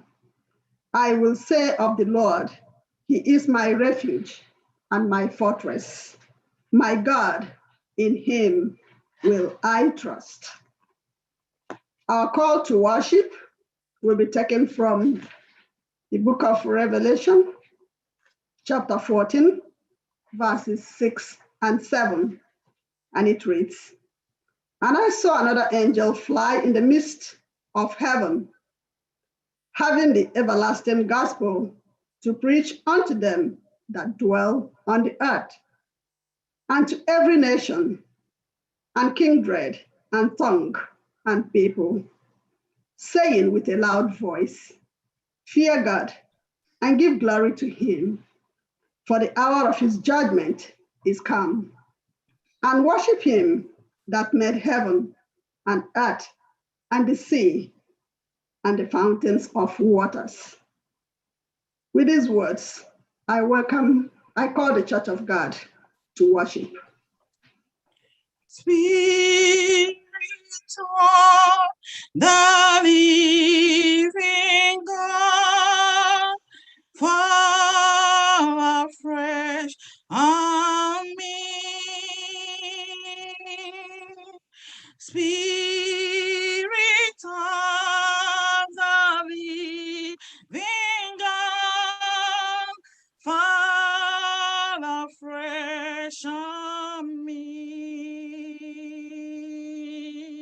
Break me, melt Mold me and fill me, Spirit of the living God, fall afresh on me. Let us pray. Thank you, O gracious and loving Father in heaven, for this privilege to worship you today. We ask that your Spirit will fall afresh on us, that we experience your peace and your blessings today in greater measure. We ask in the name of Jesus Christ. Amen. Amen.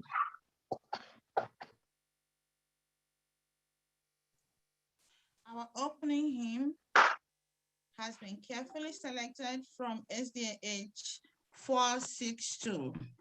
SDH 462, Blessed Assurance, Jesus is mine.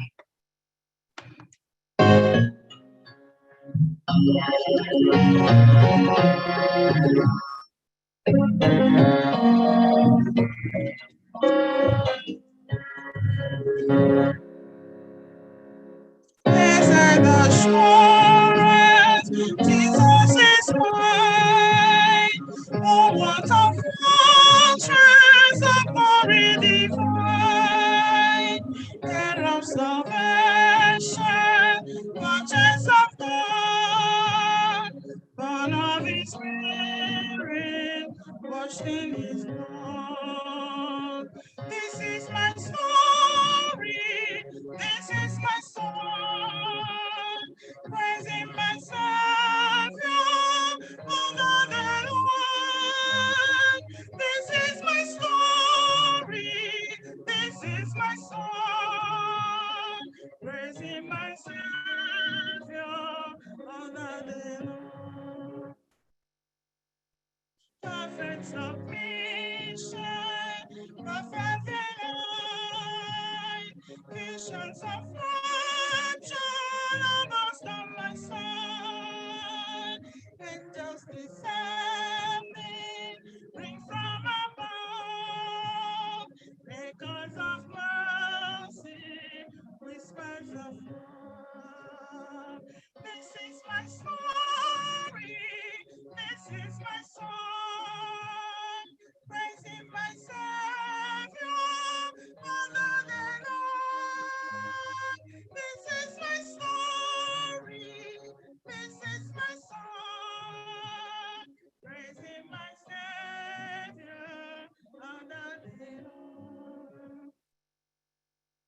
Perfect submission, body such rest, I am my Savior, happy and blessed, watching and waiting, looking above, filled with His goodness, lost in His love. This is my story, this is my song, praising my Savior all the day long. This is my story, this is my song, praising my Savior all the day long.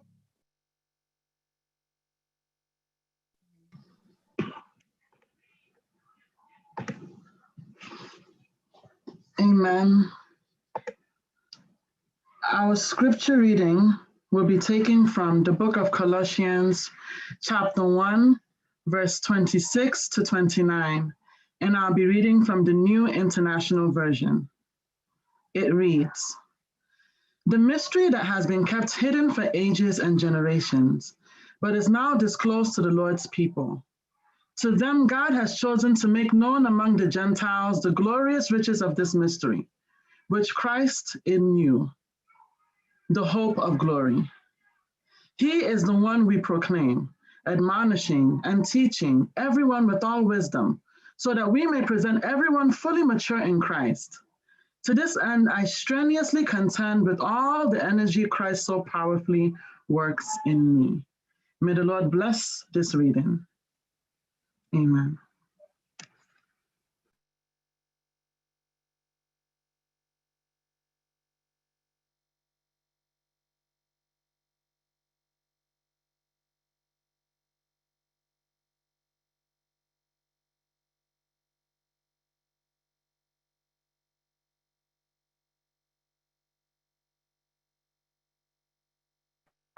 Uloma. One nation undivided we Ask me not, O gentle saint, have your yield my humble cry. While, O Lord, as thou art come, calling, do not pass me by. Savior,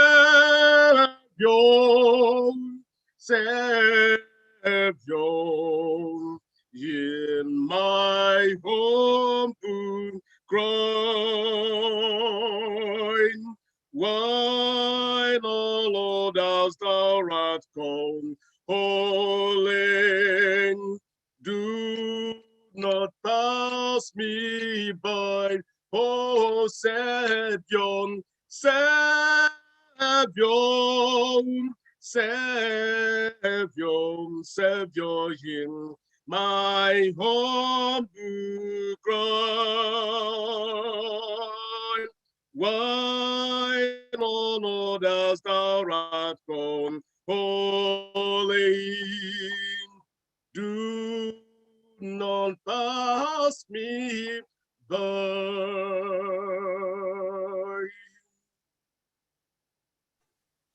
While on others thou art calling, do not pass me by. That is our belief at this moment, and I call you to bow down, kneel if you can, and let us seek the face of our Lord Jesus Christ. Let us pray.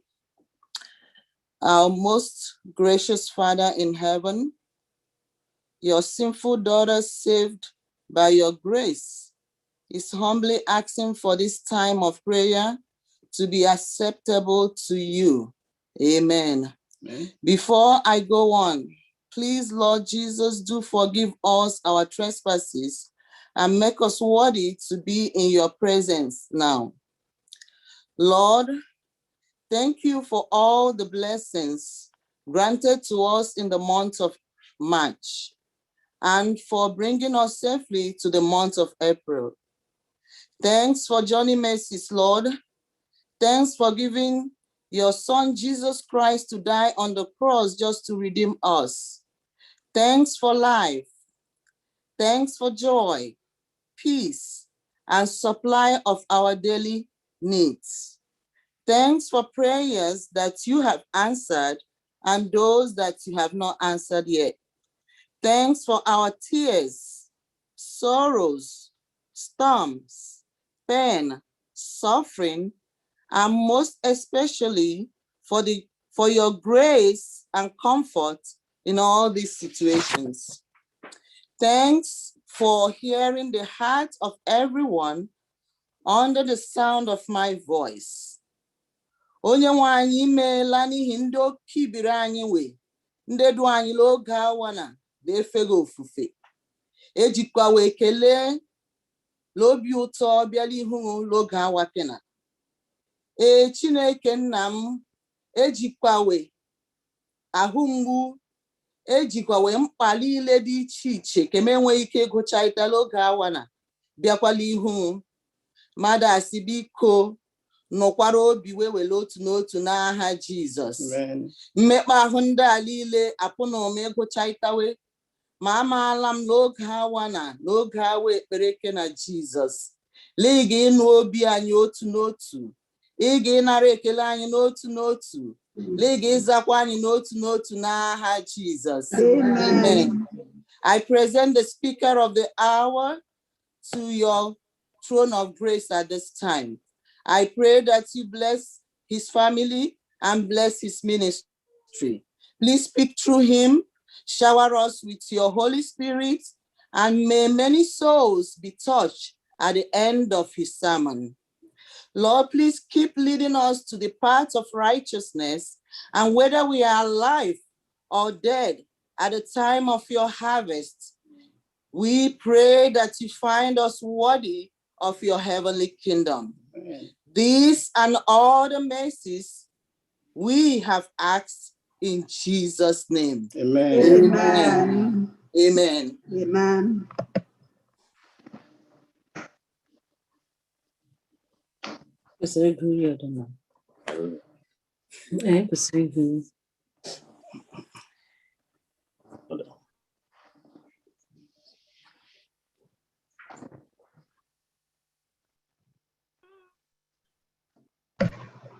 Yeah, praise the Lord.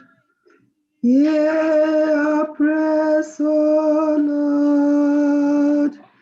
Incline thy ears to us and grant us thy peace.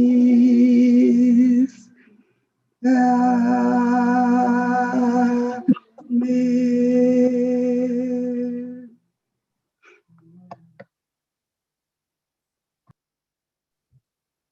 Amen. Amen. This is a time to worship through our givings, a time to return our tithes and offering. Another time, another opportunity to appreciate what God has been doing for us in our life.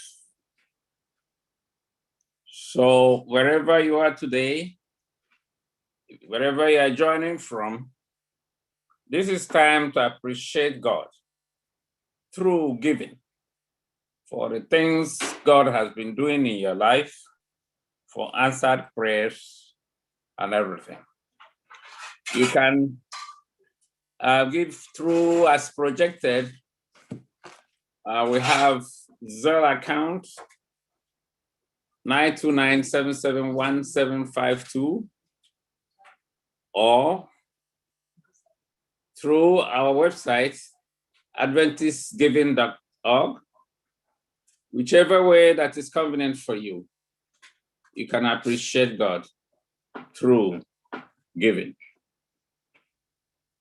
And may God bless you as you do that.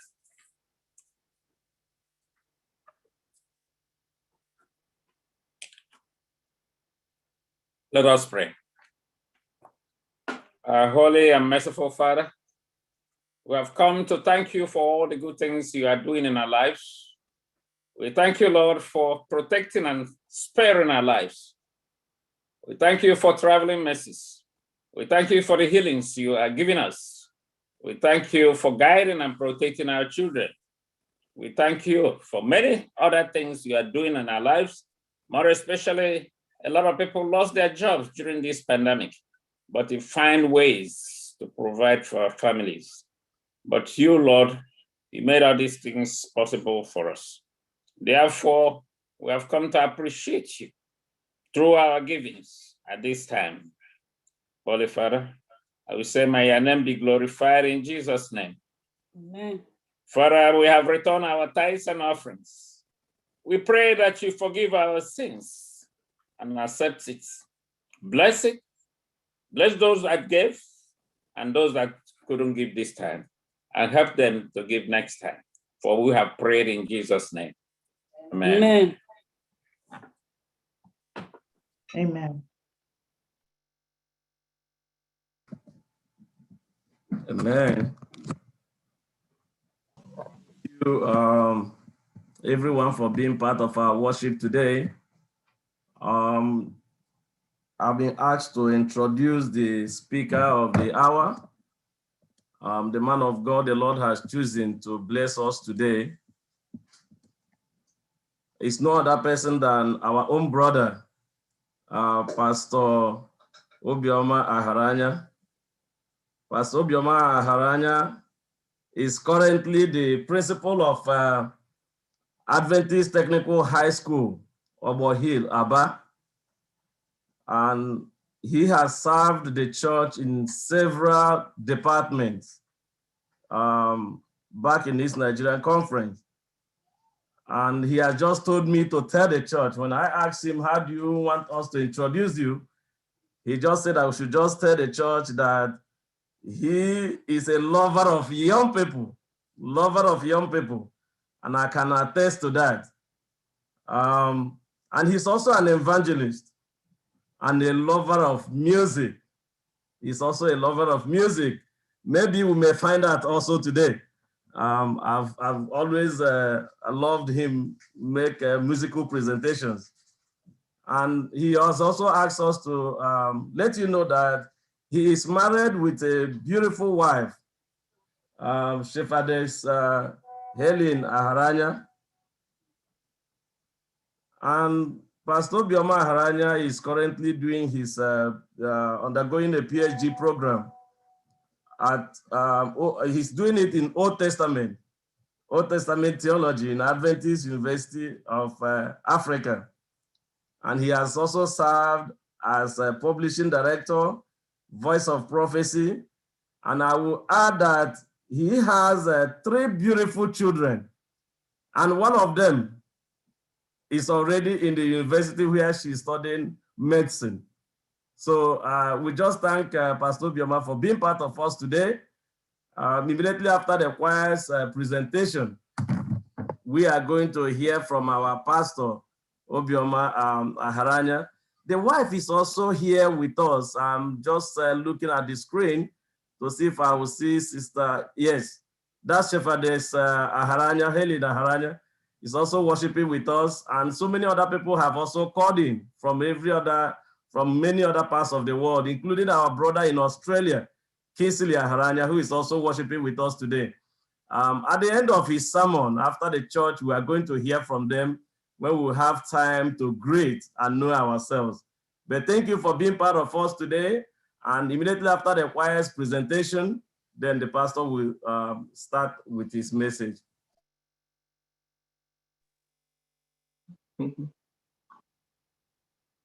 Shepherdess,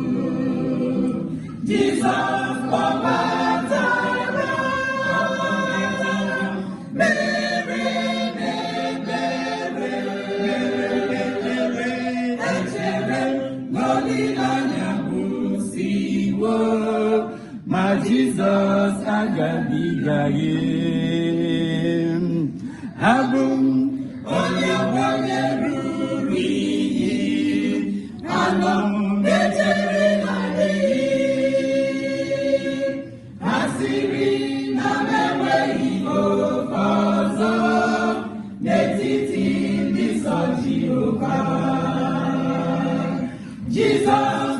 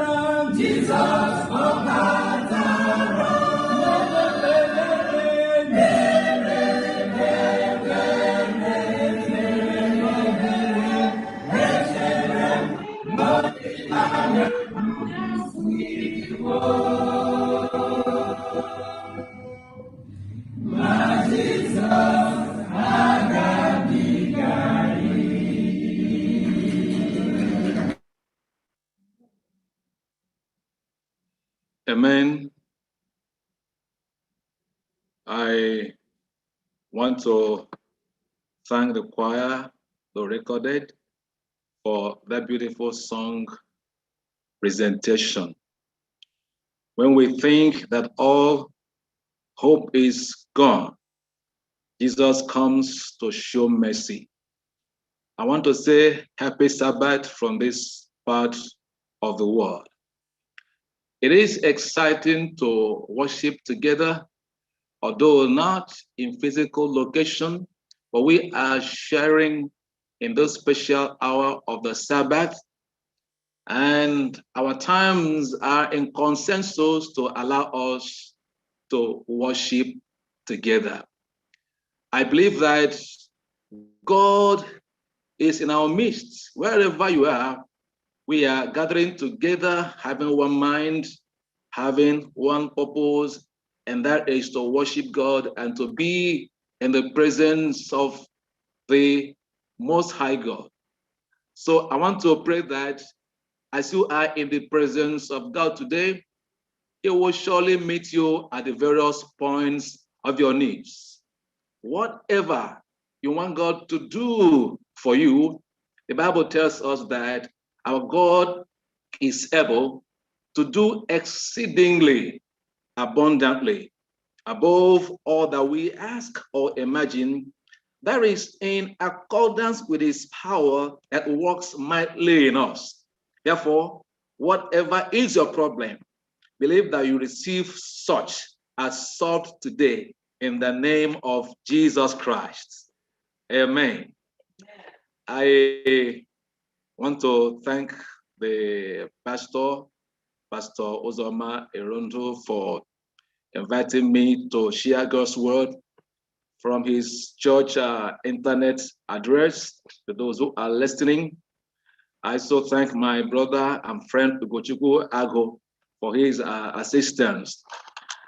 I thank all the members of the crew, those working physically, those working technically, and above all, those working spiritually for the support of this program. God will surely bless you abundantly in the name of Jesus Christ. I know that it's not been easy not coming together as a church physically for about 1 year now. But I want to believe that one day it is going to end. One day these times are going to end, and God's people will come together again to see yourselves as brothers and sisters and hug yourselves in the presence of God. May God grant you all that experience in the name of Jesus Christ. Amen.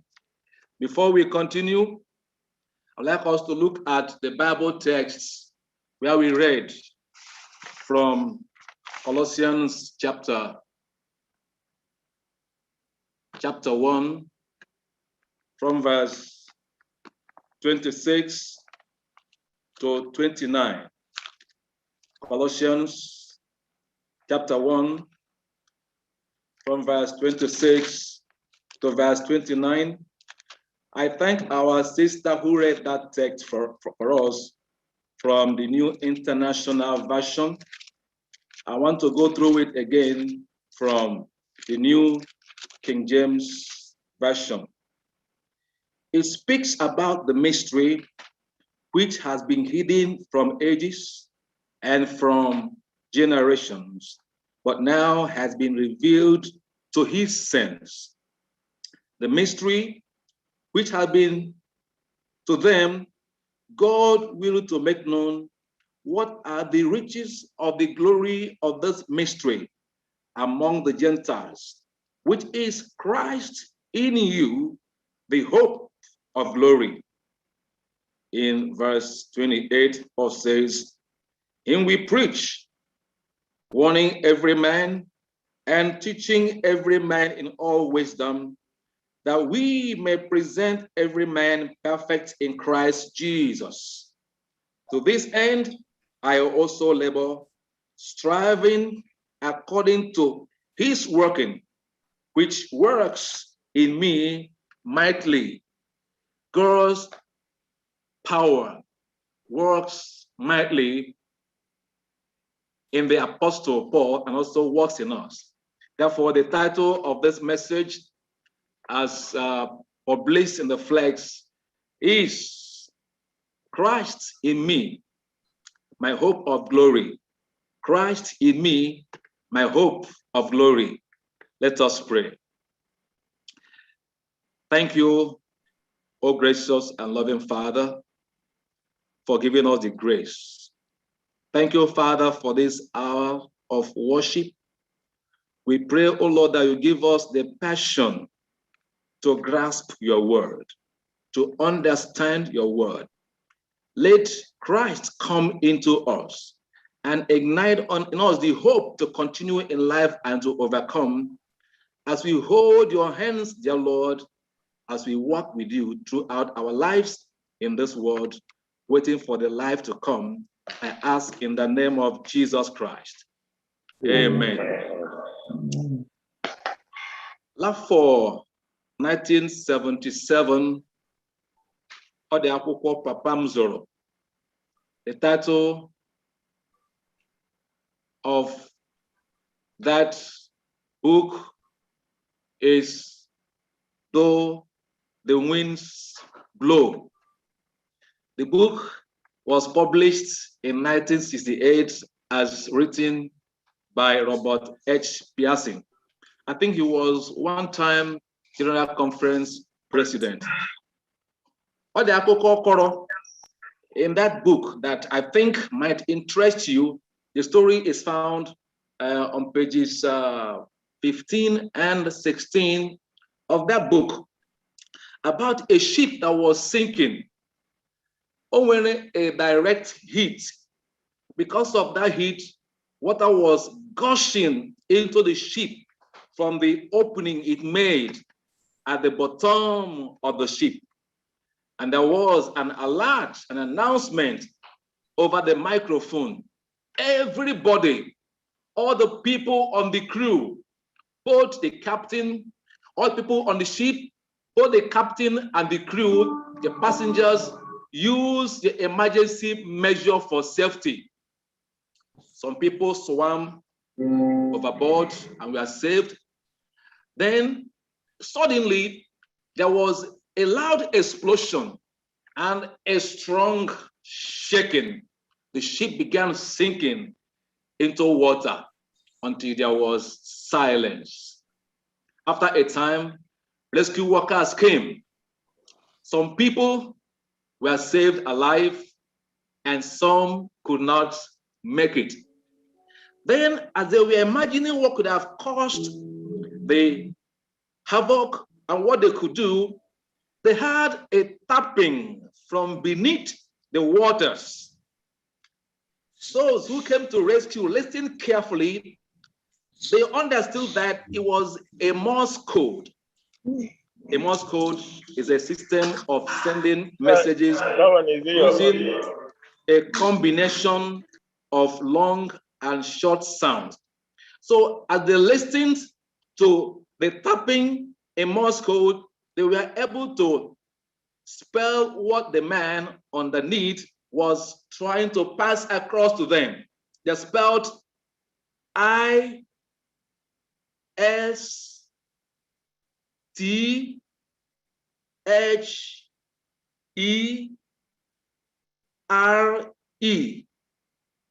Then HOPE. That is, the man was trying to ask them, is there hope? A man that was trapped in the ship that sank inside the ocean, in the midst of darkness, in the midst of cold waters, was trying to know if there was hope.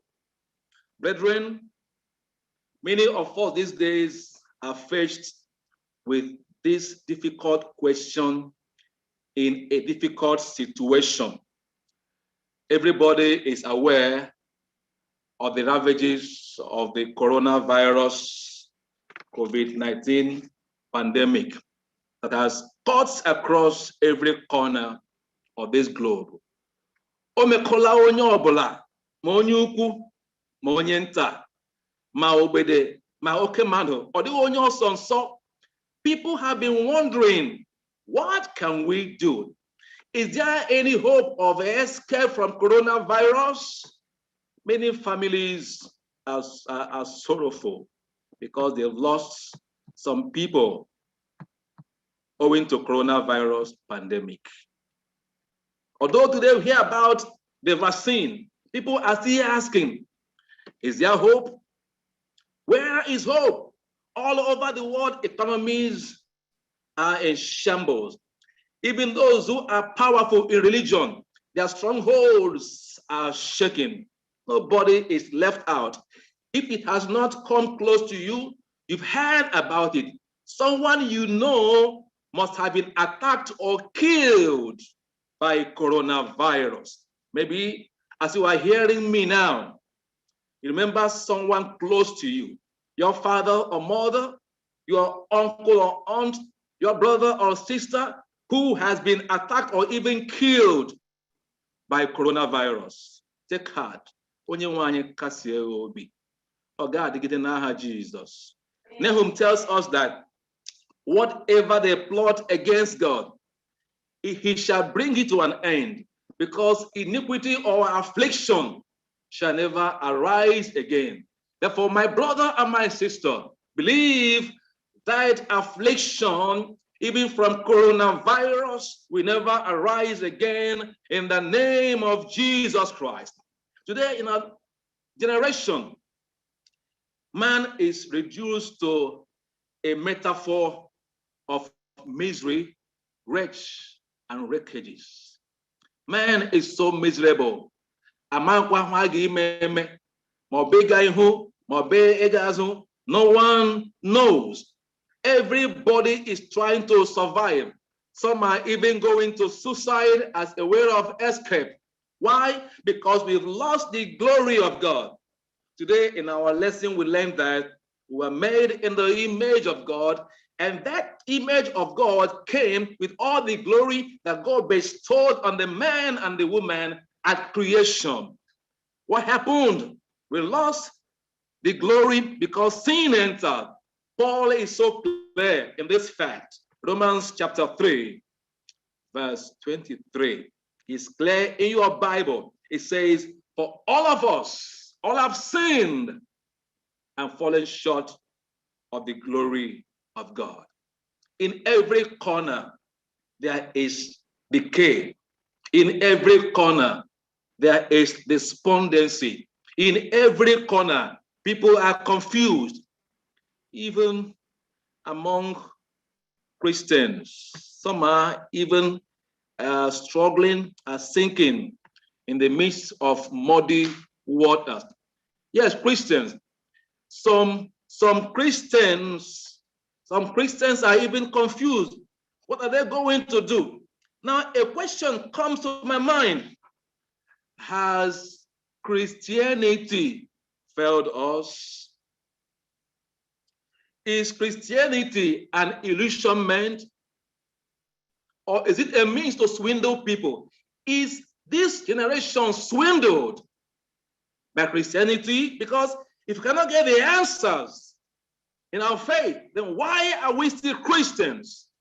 Friends, brothers and sisters, the fact is that no true Christianity can fail us, because Christianity has to do with Jesus Christ, not just about Jesus, not just thinking about Jesus, not just preaching about Jesus, or just singing about Jesus, or just studying about Jesus, but it is about having Jesus, not having Jesus beside you, not having Jesus in your compound, not having Jesus in your house, but having Jesus in your life, inside you. He occupies your inner man.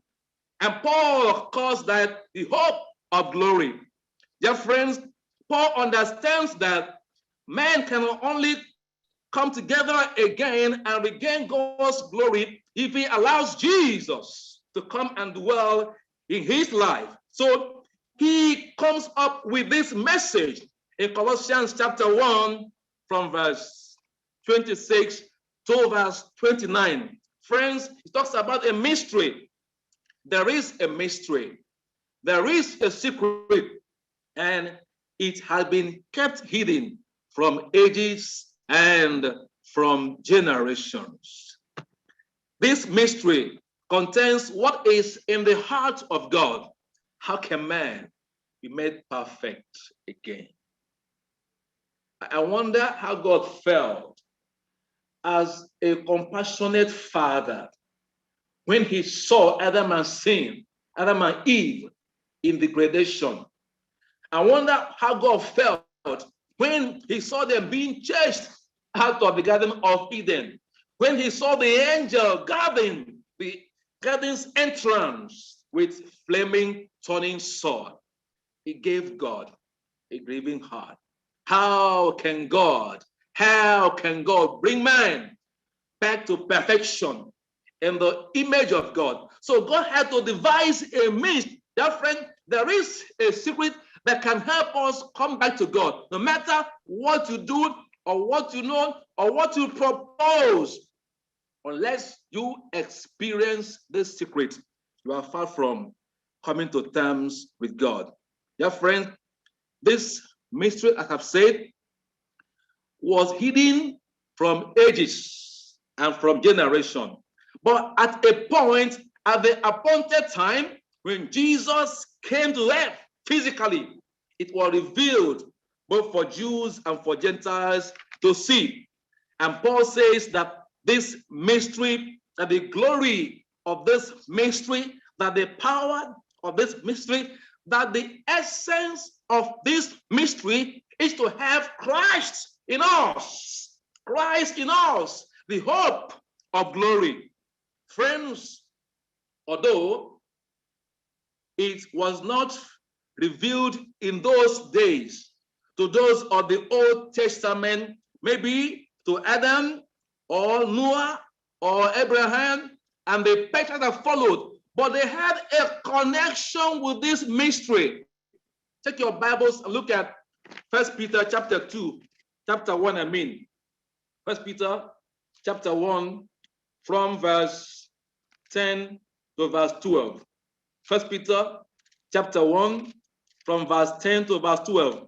It tells us that people of old sought to understand the grace that we have today, and that the Spirit of Christ who was in them told them beforehand what would be the nature of the suffering of Jesus and of his coming glory. Although they could not physically grasp it because Jesus had not come, but by faith, they connected.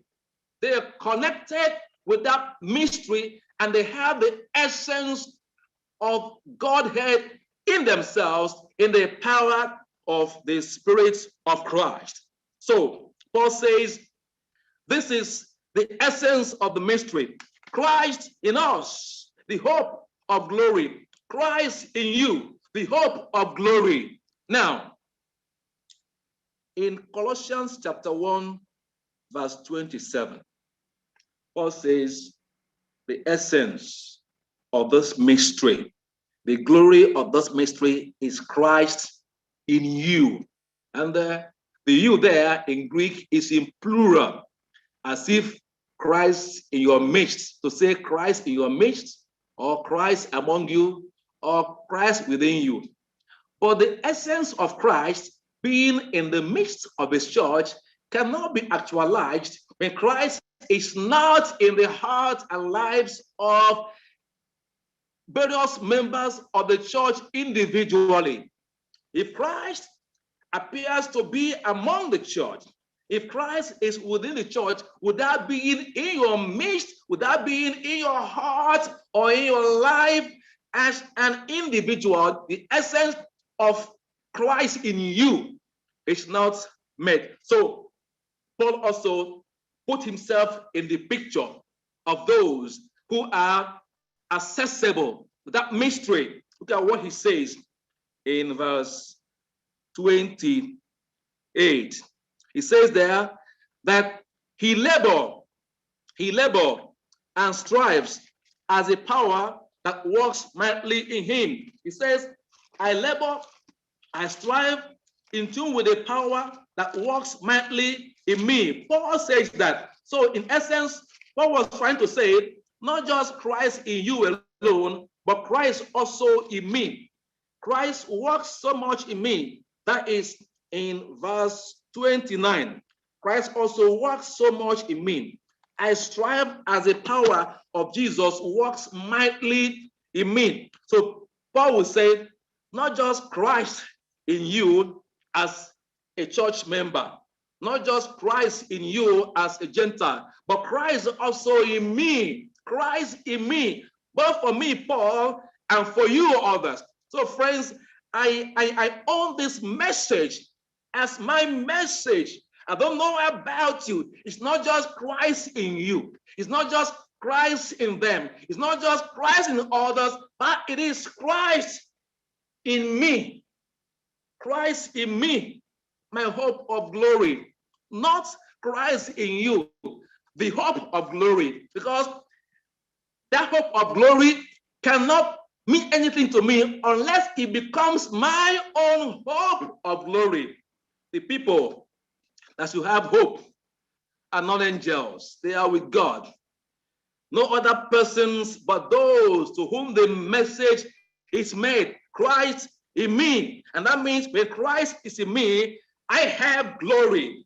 When Christ is in me, I have the hope of glory. And that settles it all.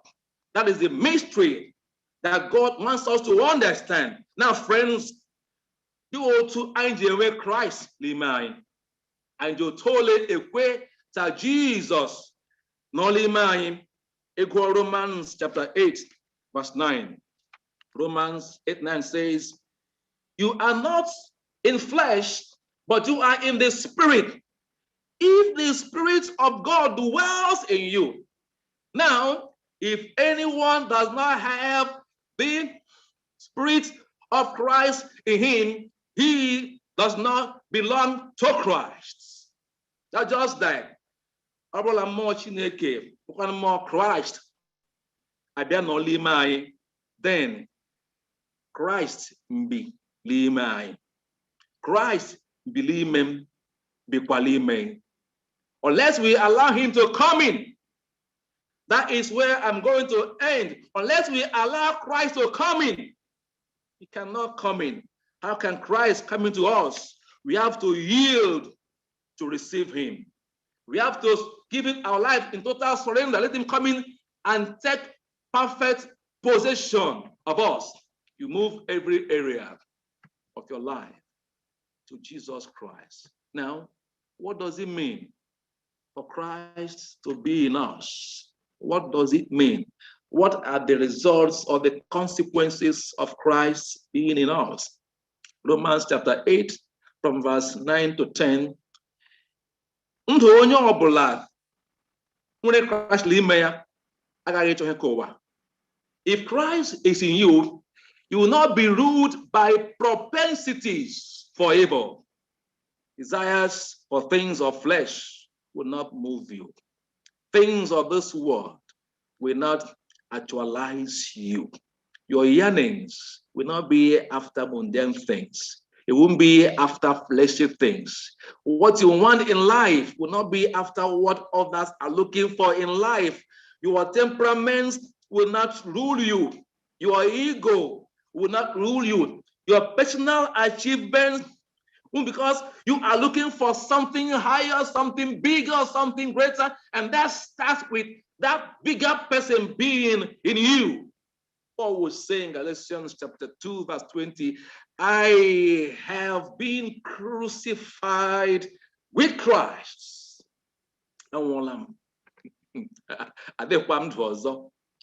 If Christ is in you, you are dead to sin.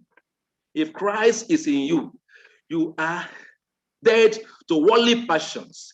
If Christ is in you, all the things of flesh will not attract you or push you away. You will not be a prey to Satan's tempting powers, because there is a stronger power that works within you. Then, number two, it means that you now desire. Your desires now are in line with thoughts, says the Lord. If Christ is in you, you can desire what is against God. You have a goal. How can I get closer to God? How can I know Jesus more? How can I experience more of his salvation? That becomes your goal, your desire. You move towards being actualized more and more in the image and likeness of Christ. Number three, when Christ is in you. I so much love this part. When Christ is in you, it means that you are no longer in charge. Christ is in charge. Paul captured the essence. Galatians chapter 2, verse 20, where he says, I have been crucified with Christ. I live, yet not I, not me, not myself, but Christ lives in me. I mean, to live involves to move. To live involves to think. To live involves to speak. To live means to do all things that a man who's alive does. So when Christ is in you, Christ is in charge. When you are thinking, Christ is thinking in you. When you are speaking, Christ speaks in you. What you drink is what you ask him to drink. Where you go is where he asks you to go. How you respond to insults is how he tells you respond this way. You don't have any thinking of your own again. But Christ gives you that wisdom, heavenly wisdom to move, because Christ is now in charge of your life. When Christ is in you, Christ is in charge of your life. He's in charge of your thinking. He's in charge of your being. Whatever you do, people will see Christ in charge of your life. Number four, when Christ is in you, he lives out his will in you. There is a question that comes to me in Colossians chapter 1, verse 28. That place, Paul says that we may present people perfect or faultless before Christ or before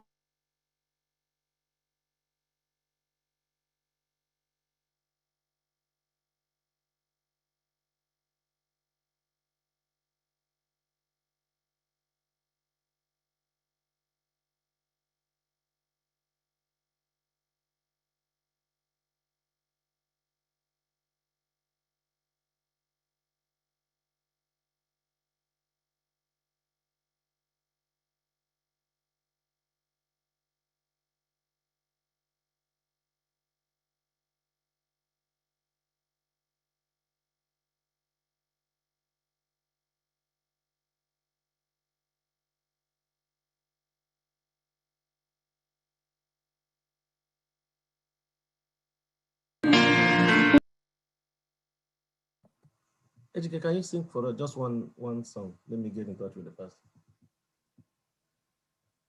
Ejike.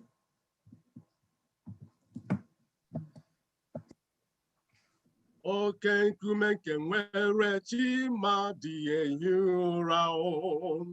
Oke nkume nke nwere chi ma dị ehi ụra o. Oke nkume nke nwere chi anya dị ehi ụra o. Oke nkume nke nwere chi ma dị ehi ụra o. Ọ dị ehi ụra o. Chima dị ehi ụra o. Oke nkume nke nwere chima dị ehi ụra o. Ọ dị ehi ụra o. Chima dị ehi ụra o. Oke nkume nke nwere chima dị ehi ụra o. Go tell it on the mountain, over the hills and everywhere. Go tell it on the mountain, the Jesus Christ is Lord. Go, go, tell it on the mountain, all over the hills and everywhere I've gone. Tell it on the mountain, the Jesus Christ is Lord. Amen. Thank you, brother, for that song. Sorry, I had some disconnections. But when Christ is in us, he lives out his will in us. Then number 5, when Christ is in us, we have glory. Tell me someone in whom Christ is. I'll tell you someone who is glorious. Maybe you may not know that you are carrying some atmospheres of glory around you. When Christ is in you, you are not just extraordinary. You are a glorious being. There is a glory within you. People will see you and see Christ. People will hear you and hear him, because you are not just ordinary. You are carrying the glory of Jesus. Then number 6, when Christ is in you, he substantiates hope in you. You know, if Christ is with you, if Christ is in you, wherever you see yourself, hope becomes substantiated. You are not asking, when are we going to be rescued? When shall these things end? The power of Christ in you assures you that someday, surely, your problems shall be over. Someday, surely, your pains shall be over. Someday, surely, your sorrow shall be over, because Christ is in you. Then number 7, when Christ is in you, you have hope of glory. There is a coming glory that Christ will bring to his people at his second coming. But if Christ is not in us now, we cannot connect to that glory. That's why we need Christ to be in us. No matter what sin has done to human beings, we can have that hope of his appearance in glory. Dear friends, I wish I can tell us on and on how to experience Christ in us, but I cannot. I cannot explain it all, but you can experience it all. Christ is asking only one thing from you. Not just asking you, keep my commandments. No. Not just asking you, bring offering and tithes. No. Not just asking you, eat well and rightly. No. Not just asking you, do this or don't do that. No. Christ is asking you one thing. And if that thing is done in your life, every other thing is settled. That is found in the last book of the Bible, the book of Revelation, chapter 3, verse 20. Your choice is needed. Let Christ come in. It says, behold, I stand and knock at the door. If any man hears my voice and opens the door, I will come in to him and be with him and eat with him, and he will also eat with me. Will you invite Jesus today? That is all it takes. He has been standing every morning as you pray. Open your Bibles and read. Have personal devotion. You sing songs to God. Go through his word and sing to him. You pray. One of your most important points is to let Christ come and dwell in you. Lord Jesus, come into my heart today and dwell there. Therefore, this moment, I pray that as you open your heart to receive him to your lives, he will abide in you. In your situation, he will give you comfort. In your sorrow, he will comfort you. In your despondency, he will give you hope and glory. Therefore, I want to sing a song to end. This song is captioned, someone is praying for you.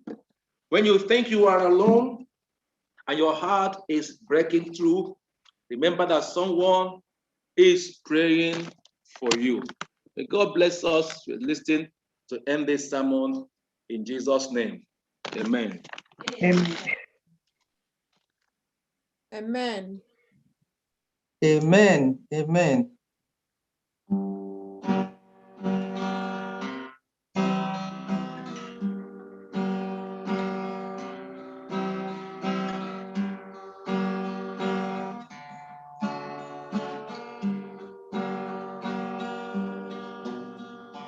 Someone is praying for you.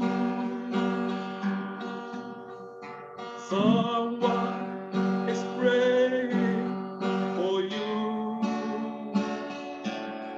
So when it seems you're alone and your heart will break into, remember someone is praying for you. When you think that you pray, your strength is all gone, and your tears fall like raindrops all the day long. Jesus cares, and he knows just how much you can bear. He speaks your name to someone he prays. Someone is praying for you. Someone is praying for you. So when it seems you're alone and your heart breaking too, remember someone is praying for you. Are you hurting and troubled in the midst of the storm? In some ship, tossed and battered, are you weary and endless hope. Someone is praying for you this very day, and please be still. It's already on your way. Someone is praying for you. Someone is praying for you. Someone it seems you're alone and your heart is breaking too. Remember, someone is praying for you. Someone is praying for you. Someone is praying for you. So when it seems you're alone and your heart is breaking too, remember someone is praying for you. Remember someone is praying for you. Remember someone is praying for you. Someone is praying for you.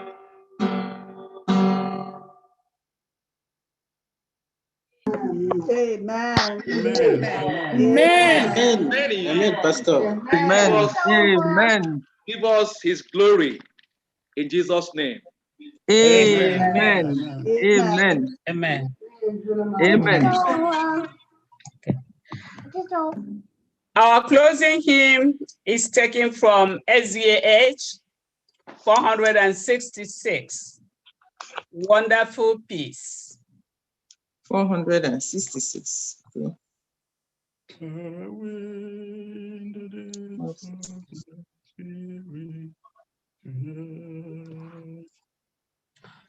Far away in the depth of my spirit tonight, there's a falling twisted and sad. In celestial light strength, it unceasingly falls. Oh, my soul, like an infinite psalm. Peace, peace, wonderful peace, coming down from the Father above. Sweep over my spirit, forever I pray.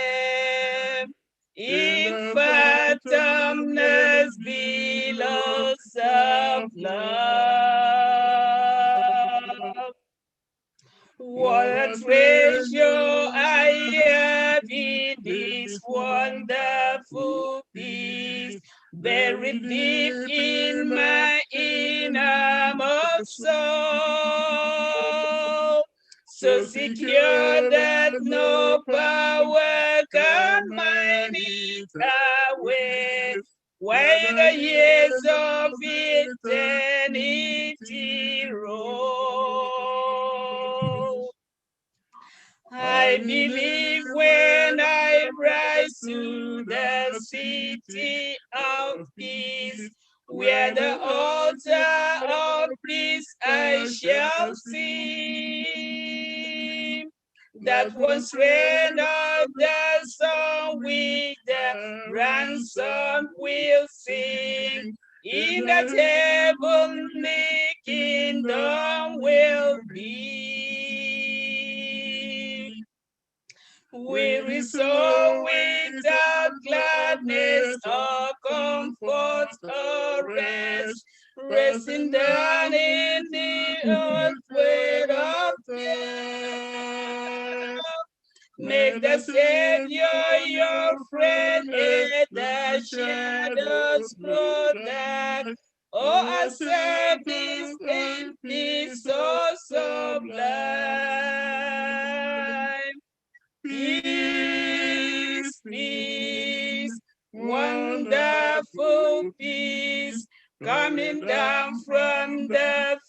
Father above. Sweet over my spirit forever, I pray. In the fathomless billows of love, peace is wonderful peace coming down from the Father above. Sweet over my spirit forever, I pray. In fathomless billows of love. Amen. Amen. Let us pray. Thank you, oh most gracious Father, for speaking to us. We see ourselves in the midst of hopelessness, in the midst of uncertainties, in the midst of calamities. We all are parts of this sinking ship called this earth. Some of us have found themselves in muddy waters in the midst of darkness, and we are desperately and frantically asking, is there hope? Is there hope, O Lord? Father, as others are confused, as others are disillusioned, thank you for giving us the light in your word. Thank you for sending Jesus to die for us. Father, it's not enough for us to know about Jesus, not enough for us to believe in him. We want him to come and dwell in us, O Lord. That makes the essence of his coming complete in us. That will give us hope in our various situations, give us hope in our various troubles, hopes in our various sicknesses, temptations, and trials. Come into us, dear Jesus, and dwell. Give us the grasp of the glory to come, that soon someday we will surely overcome. Father, until then, may we start overcoming even this moment. I pray for my brothers and sisters, fathers and mothers in diaspora who see themselves in one problem, in one calamity, in one sorrowful moment, in one trouble, in one challenge or the other. Lord, come and rescue them. Come, O Lord, and make your hope real in their situations. Give them victory, O Father, in the name of Jesus Christ. Father, more so, as we connect with the hope of glory to come, may we always live in your presence. May we always live for you. Let Christ live in us. Let Christ move us. That, Father, today or tomorrow, when you shall come again, we shall say, this is our God. We have waited for him. He has come to save us, and we shall rejoice and dance in your salvation. Until then, brothers and sisters, I pray, may God bless you and keep you. May his presence shine upon you. May God give you peace and lift his countenance upon you. Give you peace in his presence, peace in your homes, peace in your endeavors, peace in your challenges, and make you victorious in the end. I ask in Jesus' mighty name. Amen. Amen. Amen. Amen. Amen. Amen. Beautiful.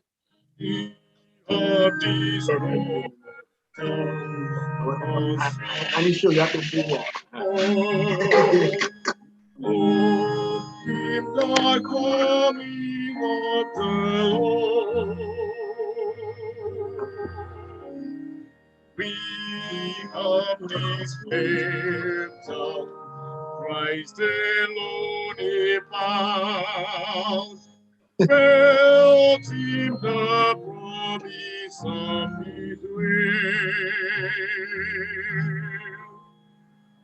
We believe the time is here with nations far ahead, shall awake up, shall sing, hallelujah, Christ is King. We have this battle, cause we read in the coming of the Lord. Amen. Amen. Let's have a moment of silence and reflection and pray individually at this time, just for a few minutes. Let us pray.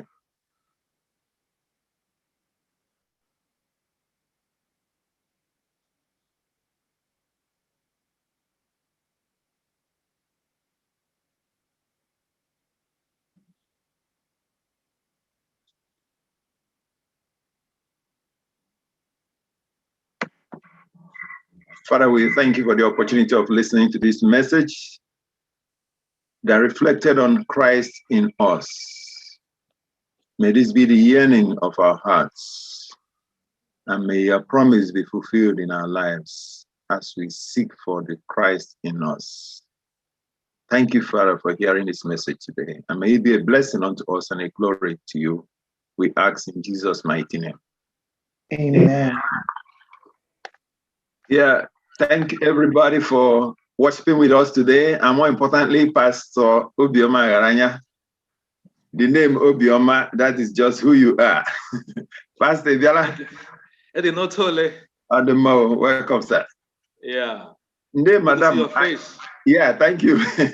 The kids so and the Adema, when you are done that, to Querani. We just speak. Yeah. Obiawala. Come and join here. All right. Happy Sabbath, madam. Happy Sabbath. God bless you all. Thank you so much. Sabbath. You're welcome. Thank you. Happy Sabbath. God be the glory. Happy Sabbath. Happy Sabbath. Thank you. Pastor, I ain't gonna. Yeah, Pastor, this is the time. Go ahead. Ayabunde Osa Oku Obingwa, Abia State. Okay. There we go. Nabiala. Obindianyo to ehunu lena patunu nime church anya First Igbo Church. In your ministry, God has used you mightily and has been using you just as you minister to us today. I ain't got the direction of your ministry currently. I know of a very large area, taking care of a school, Adventist Technical High School. We would like to know more about the school, the population, the diversity, where the school is situated, the quality of education there, and is there any way we can partner with the school, or if there is any need, and just give us some highlights about the school in a few minutes. Hey, thank you so much. This is an area I like so much. Come 2019 January, I'm Larry back here. We are signed by the union, Enoch. That is Eastern Nigerian Conference, to head at his as the principal. So now for about 2.5 years, we have been here, and God has been so gracious unto us. The school is not opposite the AEC, former ENC Secretariat. Ishubu Ebambora Ala Praise Maranatha Obunga School no Obunga Nobo, and Anyedula 800 in population. The more than half, above 60%, are non-Adventist children. Although our aim is to way school, but our ezi ozioma. So anyumeta those non-Adventist children, we get their parents through them. Anyemelozioma, like last month, we baptized 86 of them, and most of them are non-7-day Adventist children. So what they hear, I guess, healing more for throughout their lifetime. And our teachers are committed to work, both teaching and non-teaching staff. We are all committed to work. And we believe in excellency. We have 4 areas of excellency: spiritual excellency, moral excellency, academic excellency, then social excellency. We are doing well in all those things. And Anyelela Wayek Ubolabo, all our students did well. Kele last year, they all passed with 100% in all their subjects. So God has been so merciful and so good to us. Then our area of challenge is the area of infrastructure. The school is about 6 years old. I began the school as its pioneer principal, so I know all about the school. After 2 years, I stepped aside. Then 2 years again, I was called back. So I need to struggle, infrastructure. And you went to hostel, everybody on this side of the school. Every morning and afternoon, our students will cross over from the conference secretariat side into this place. Speed bump so much. So I needed a bakaka lega ozi nota ngumu school ungebi school in the Bali right now, and evil female hostel. That area we are handling. But boys hostel. We accommodate all our boys in this school. Also to have quarters for teachers enough. In this place. I don't know. Yeah, you've said it all. Yeah. You've said it all. We need this accommodation to accommodate the students in a place, not crossing them from the other side. That's all right. Yeah. Thank you so much. That's the much we can say for now. We also need more prayers to succeed here. Mela, we thank you for your ministry, education, and in helping people morally, spiritually, socially, and academically. We will matter Christ. And for the giant stride last month, just as you reflected, baptizing up to 80 people, more than 80 people, that's a great thing. May the Lord come to bless you. Amen. I met him at the annual no. We church as Brother Gochku will be spotlighting them. We want you to greet Gelende Church. When you ask spotlight, just say Happy Sabbath. We just want to know you and share that fellowship together. Happy Sabbath. God bless you. Okay, and Richard, his wife. Happy Sabbath. Happy Sabbath. Nabella? We can't hear you. Okay, speaking now. You're muted. You're muted. Me? I'm muted. Go ahead.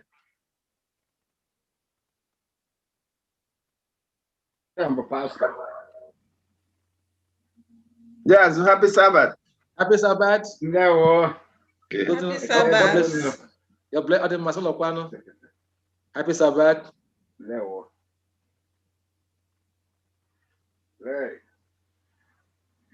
Happy Sabbath.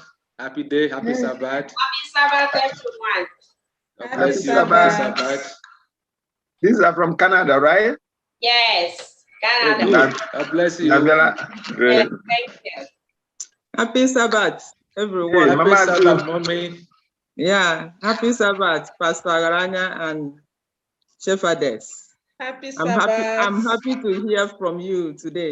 Oh, God bless you. Yeah, this is is joy. Happy Sabbath. Good to see you, your face. Yes, oh my you. goodness. Good to see you. Thank That's you. beautiful. Glad. Oh, greet my husband for me. I'll do that. I'll do that. Pastor. Happy Sabbath. Happy Sabbath. Happy God bless Sabbath, you. Ma. Bless you too. Just to let you know, I listened to your sermon. It was Thank you great. so much. Thank you. Thank you. Yeah. God bless you. I love you both. Thank you so much. Ma. All right. Hi, it's Chidinma. Happy Sabbath. Happy Sabbath. Sabbath. Ah. Chiwendo.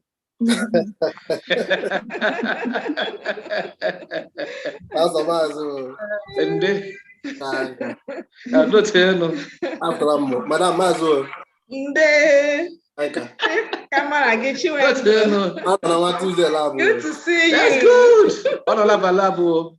Thank you so much. God bless you. Thank you, man. God bless you. Bless you so much, brother. Wow.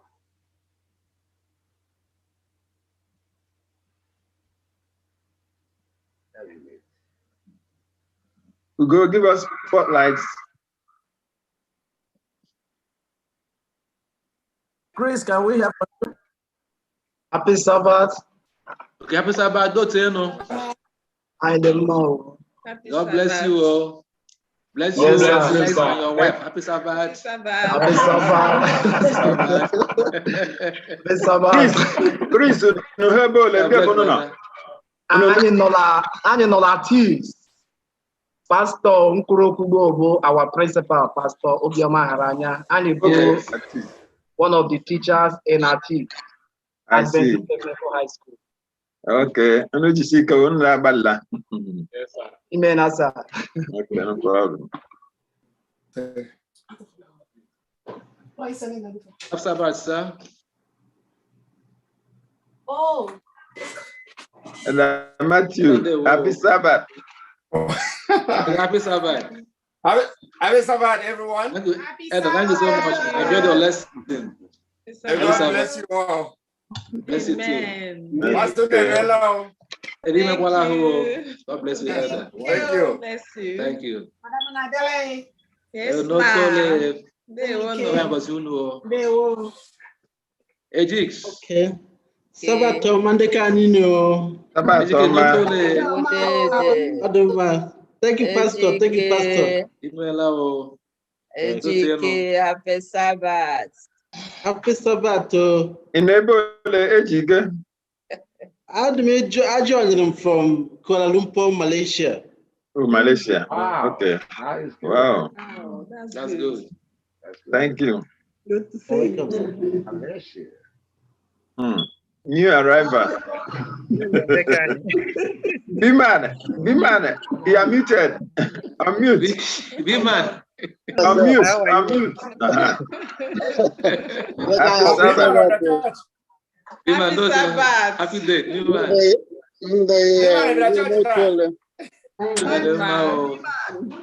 Pastor, wonderful sermon. I have put a lot of yeah, I'm lazy. Welcome. Happy Sabbath. Also, happy Sabbath, B-man. Oh, I'm elder. Thank God.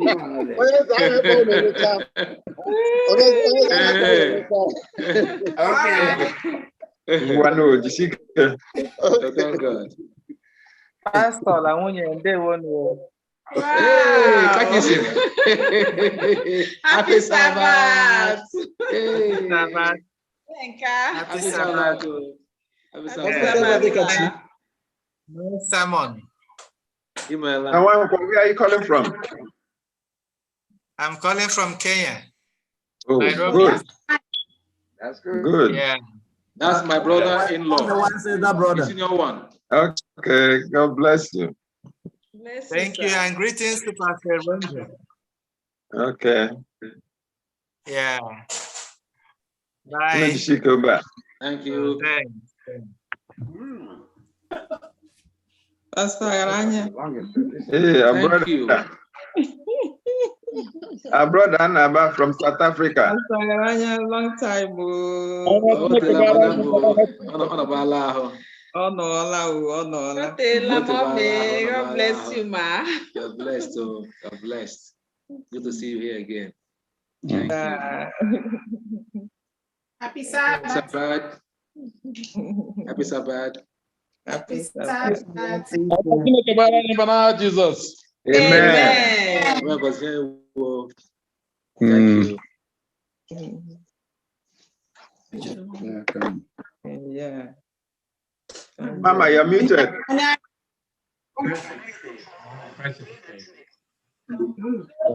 There was a time. There was a time on it. It was like that. Say, did you people throw this thing on the floor? No. I don't have money. No. Hey, Alolawo. No. Hey, how are you? Go to no time. Lele kendiri Sabbath. Happy Sabbath. Alebere nunatiole. Alebere. Hey, get the last one. I love it. Happy Sabbath. I give one of my Lord, the Lord.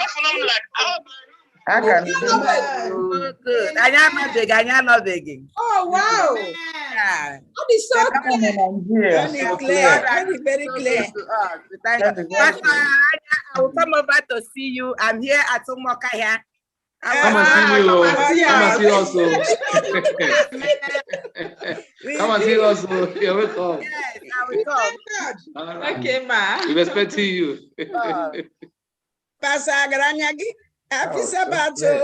God bless you. Onya sa uku, ogombo mu makata wo. Mado tini. Adimma o, awadi chunu. Amen. God bless you. Mama aziwo. Ndenne. Thank God. Thank God. Madam Gogo, happy Sabbath. Happy Sabbath, everybody. Happy Sabbath, man. Happy Sabbath. Happy Sabbath. Yes. New arrival. Hello. Happy Sabbath. Happy Sabbath. You are muted. Happy Sabbath. Happy Sabbath, everyone. Happy Sabbath. You're welcome, sir. Pastor, email our Ibonyo sir. I'm going to Bonyo Bete. Hey, happy Sabbath, sir. Hey, happy to talk. I'm on okay. I made you quite be a hero, sir. Thank you.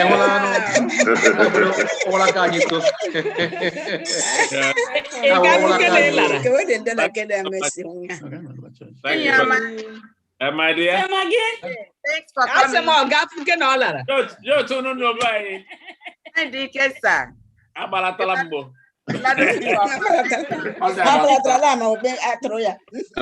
Oh, Lord. No, God is in control. Amen.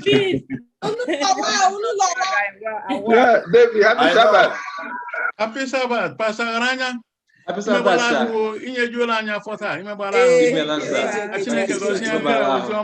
Jesus. Amen. Thank you, sir. Thank you. Hey, David, again. Amen. Thank you, ma. Yes. Okay, but again, Mama Jesus. Yeah. To the man. Onye siko Chineke agbaliala. Thank God. God is so good. Yes. To the man, Wakwera Church. Happy Sabbath, everybody. Happy Sabbath. Sabbath. Good, man. How are you? Adoma. Mpale. Oh, yes. Happy Happy Sabbath. Happy Sabbath. Hello, Pastor Rani Melo. Thank you, sir. God bless you, sir. Happy Sabbath. Oh, when Bonnie also Samuka.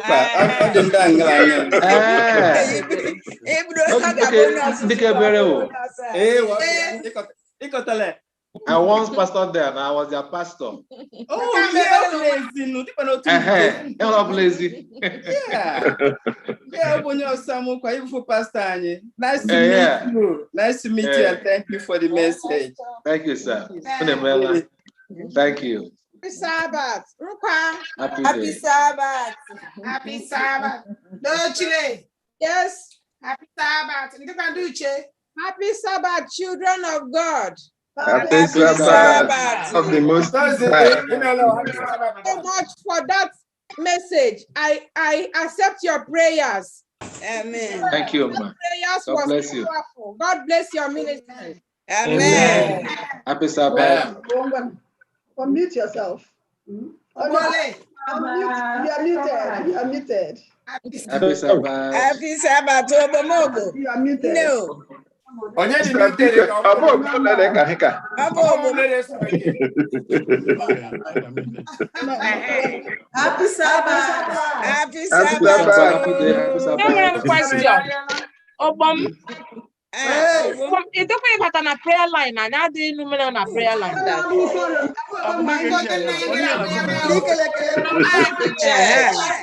Okay, Dylan.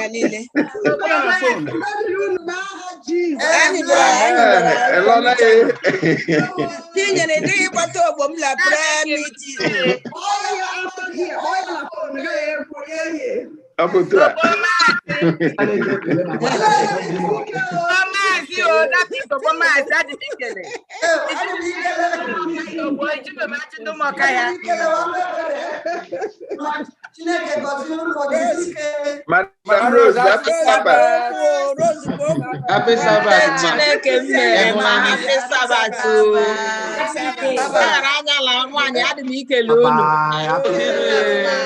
Welcome, Helen. How is it? I didn't miss you. Yes, oh, it's lovely. Yeah. Hey, brother Bright. Bless you. Happy Sabbath, Bright. Right. Don't tell no. I didn't know. There we go. Amen.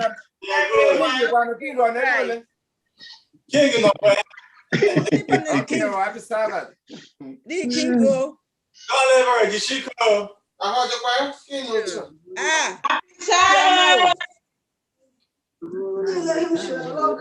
Victoria's Secret. Happy Sabbath. Children. I'm actually got a vacation. Hey, Happy Sabbath. How are you? Happy Sabbath. Happy Sabbath, everyone. Happy Sabbath. It's a merengere. Ask them give me relocate. You give me relocate. As soon as I see a place to relocate. There is a place. Over and your pool.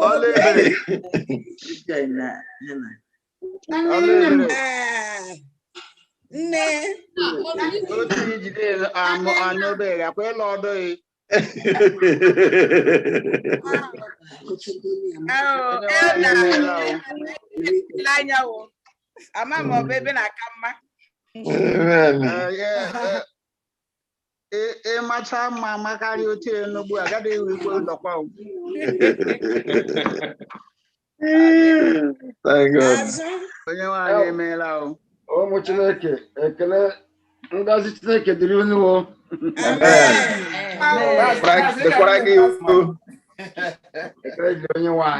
Amen. Yes. Yes, Sophie.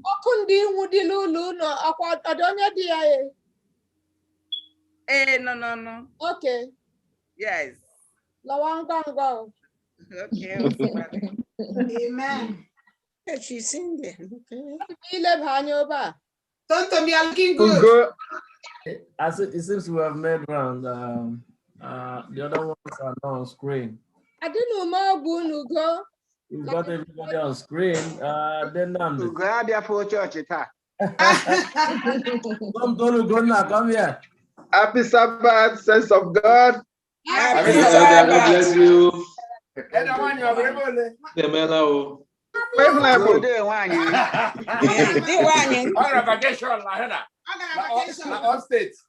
On la Zoom. This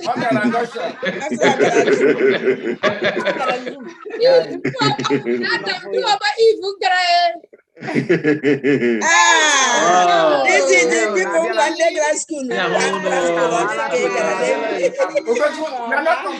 You're not complete. Happy Sabbath. Happy Sabbath. You're not complete. Where is the baby? Bob, like they grace and wine, you do a lack of Canada.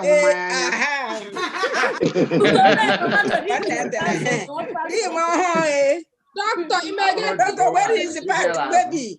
Yinka, where is Yinka? And the Doctor, do we do a lot? How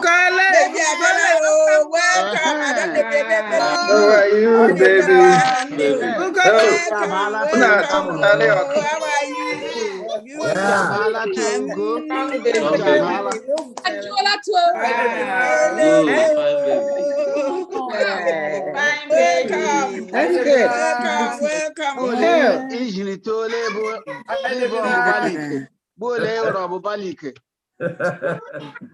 Thank you.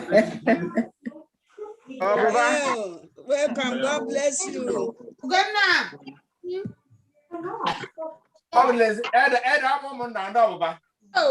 Hey, unmute that.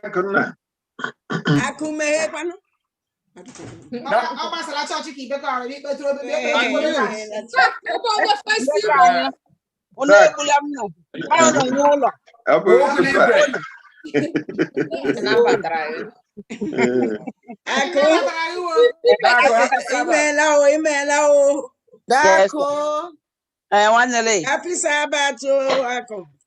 Yes, ma, thank you. God bless. Okay. Oh, wait. And Mando to the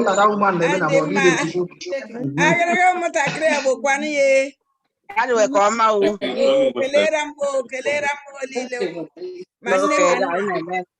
Yes. Happy Sabbath. The same thing you find in there, one.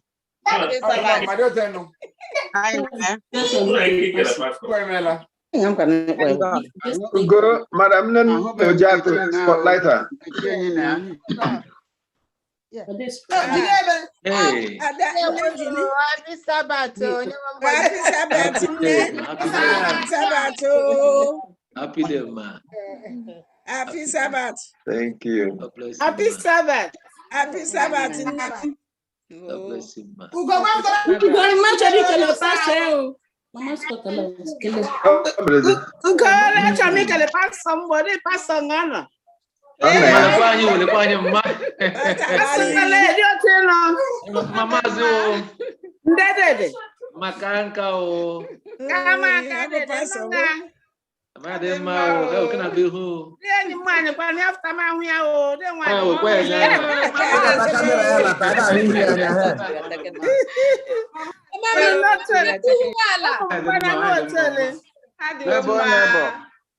Obi ndị anyọta hụnụ Chineke menụ na anya nọ na ahụkwata. Isi ike isi ana ike ụmụ Thank you, man.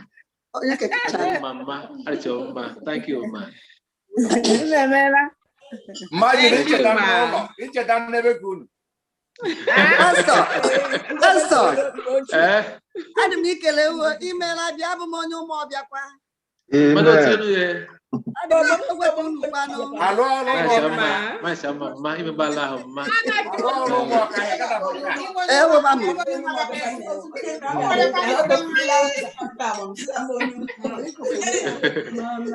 Ndị gọvanọ. Ịbụ onye ụmụọbịakwa? Abụ m onye ụmụọbịakwa, beta alụ m n'ụmụọbịa.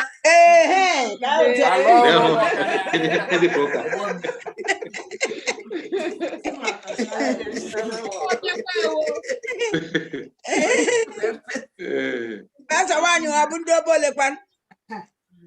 Ọ bụ ndị Amụha. Amụha. Ka bụ nwafọ. Amụha m bịara nụrụ onye ọsa ukwu ịgadịrị agadi nne.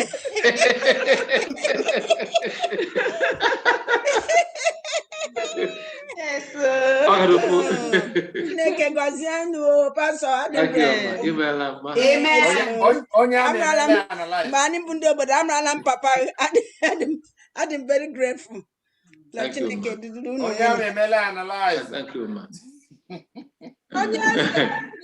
Nwaanyị ọma. Nwaanyị mara mma aha ya ma. Yes, nwaka nne ya mma ndị ikwu okwu.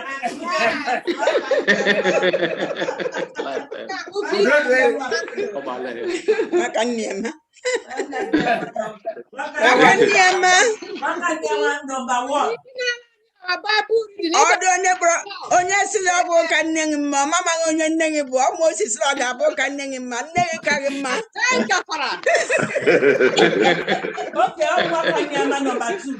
Ọ bụ na asịrị bụ aka nne ya mma nọmba 2, ọ bụ owepụ nọmba 1. I yield. One family, we are just one family. Yes, we are. Yeah.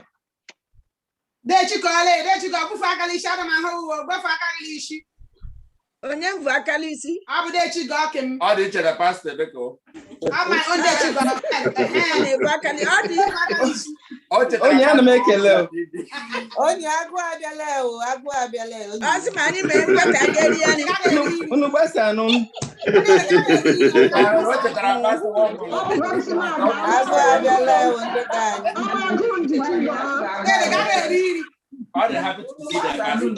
Emebe gari.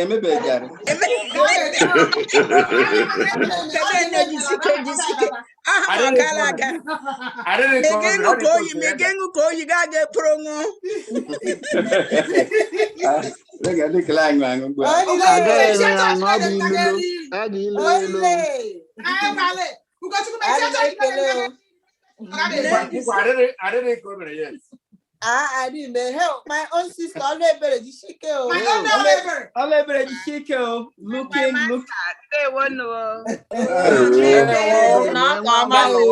Nice to see you. Love.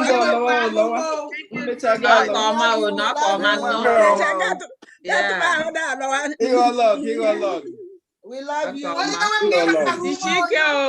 But that's a magic. It's a charata. Isiri achara taa. Isiri achara. The chauffeur ita. Ọ bụ ke nkwado ebe nụ. Ị ga-abụ gaga ahịa asịa. Okay. Aka ya mekwata oru maka o. Amen. Onye eze. Lolo Wanyama. For your ministry of taping the songs, and you have seen what is happening.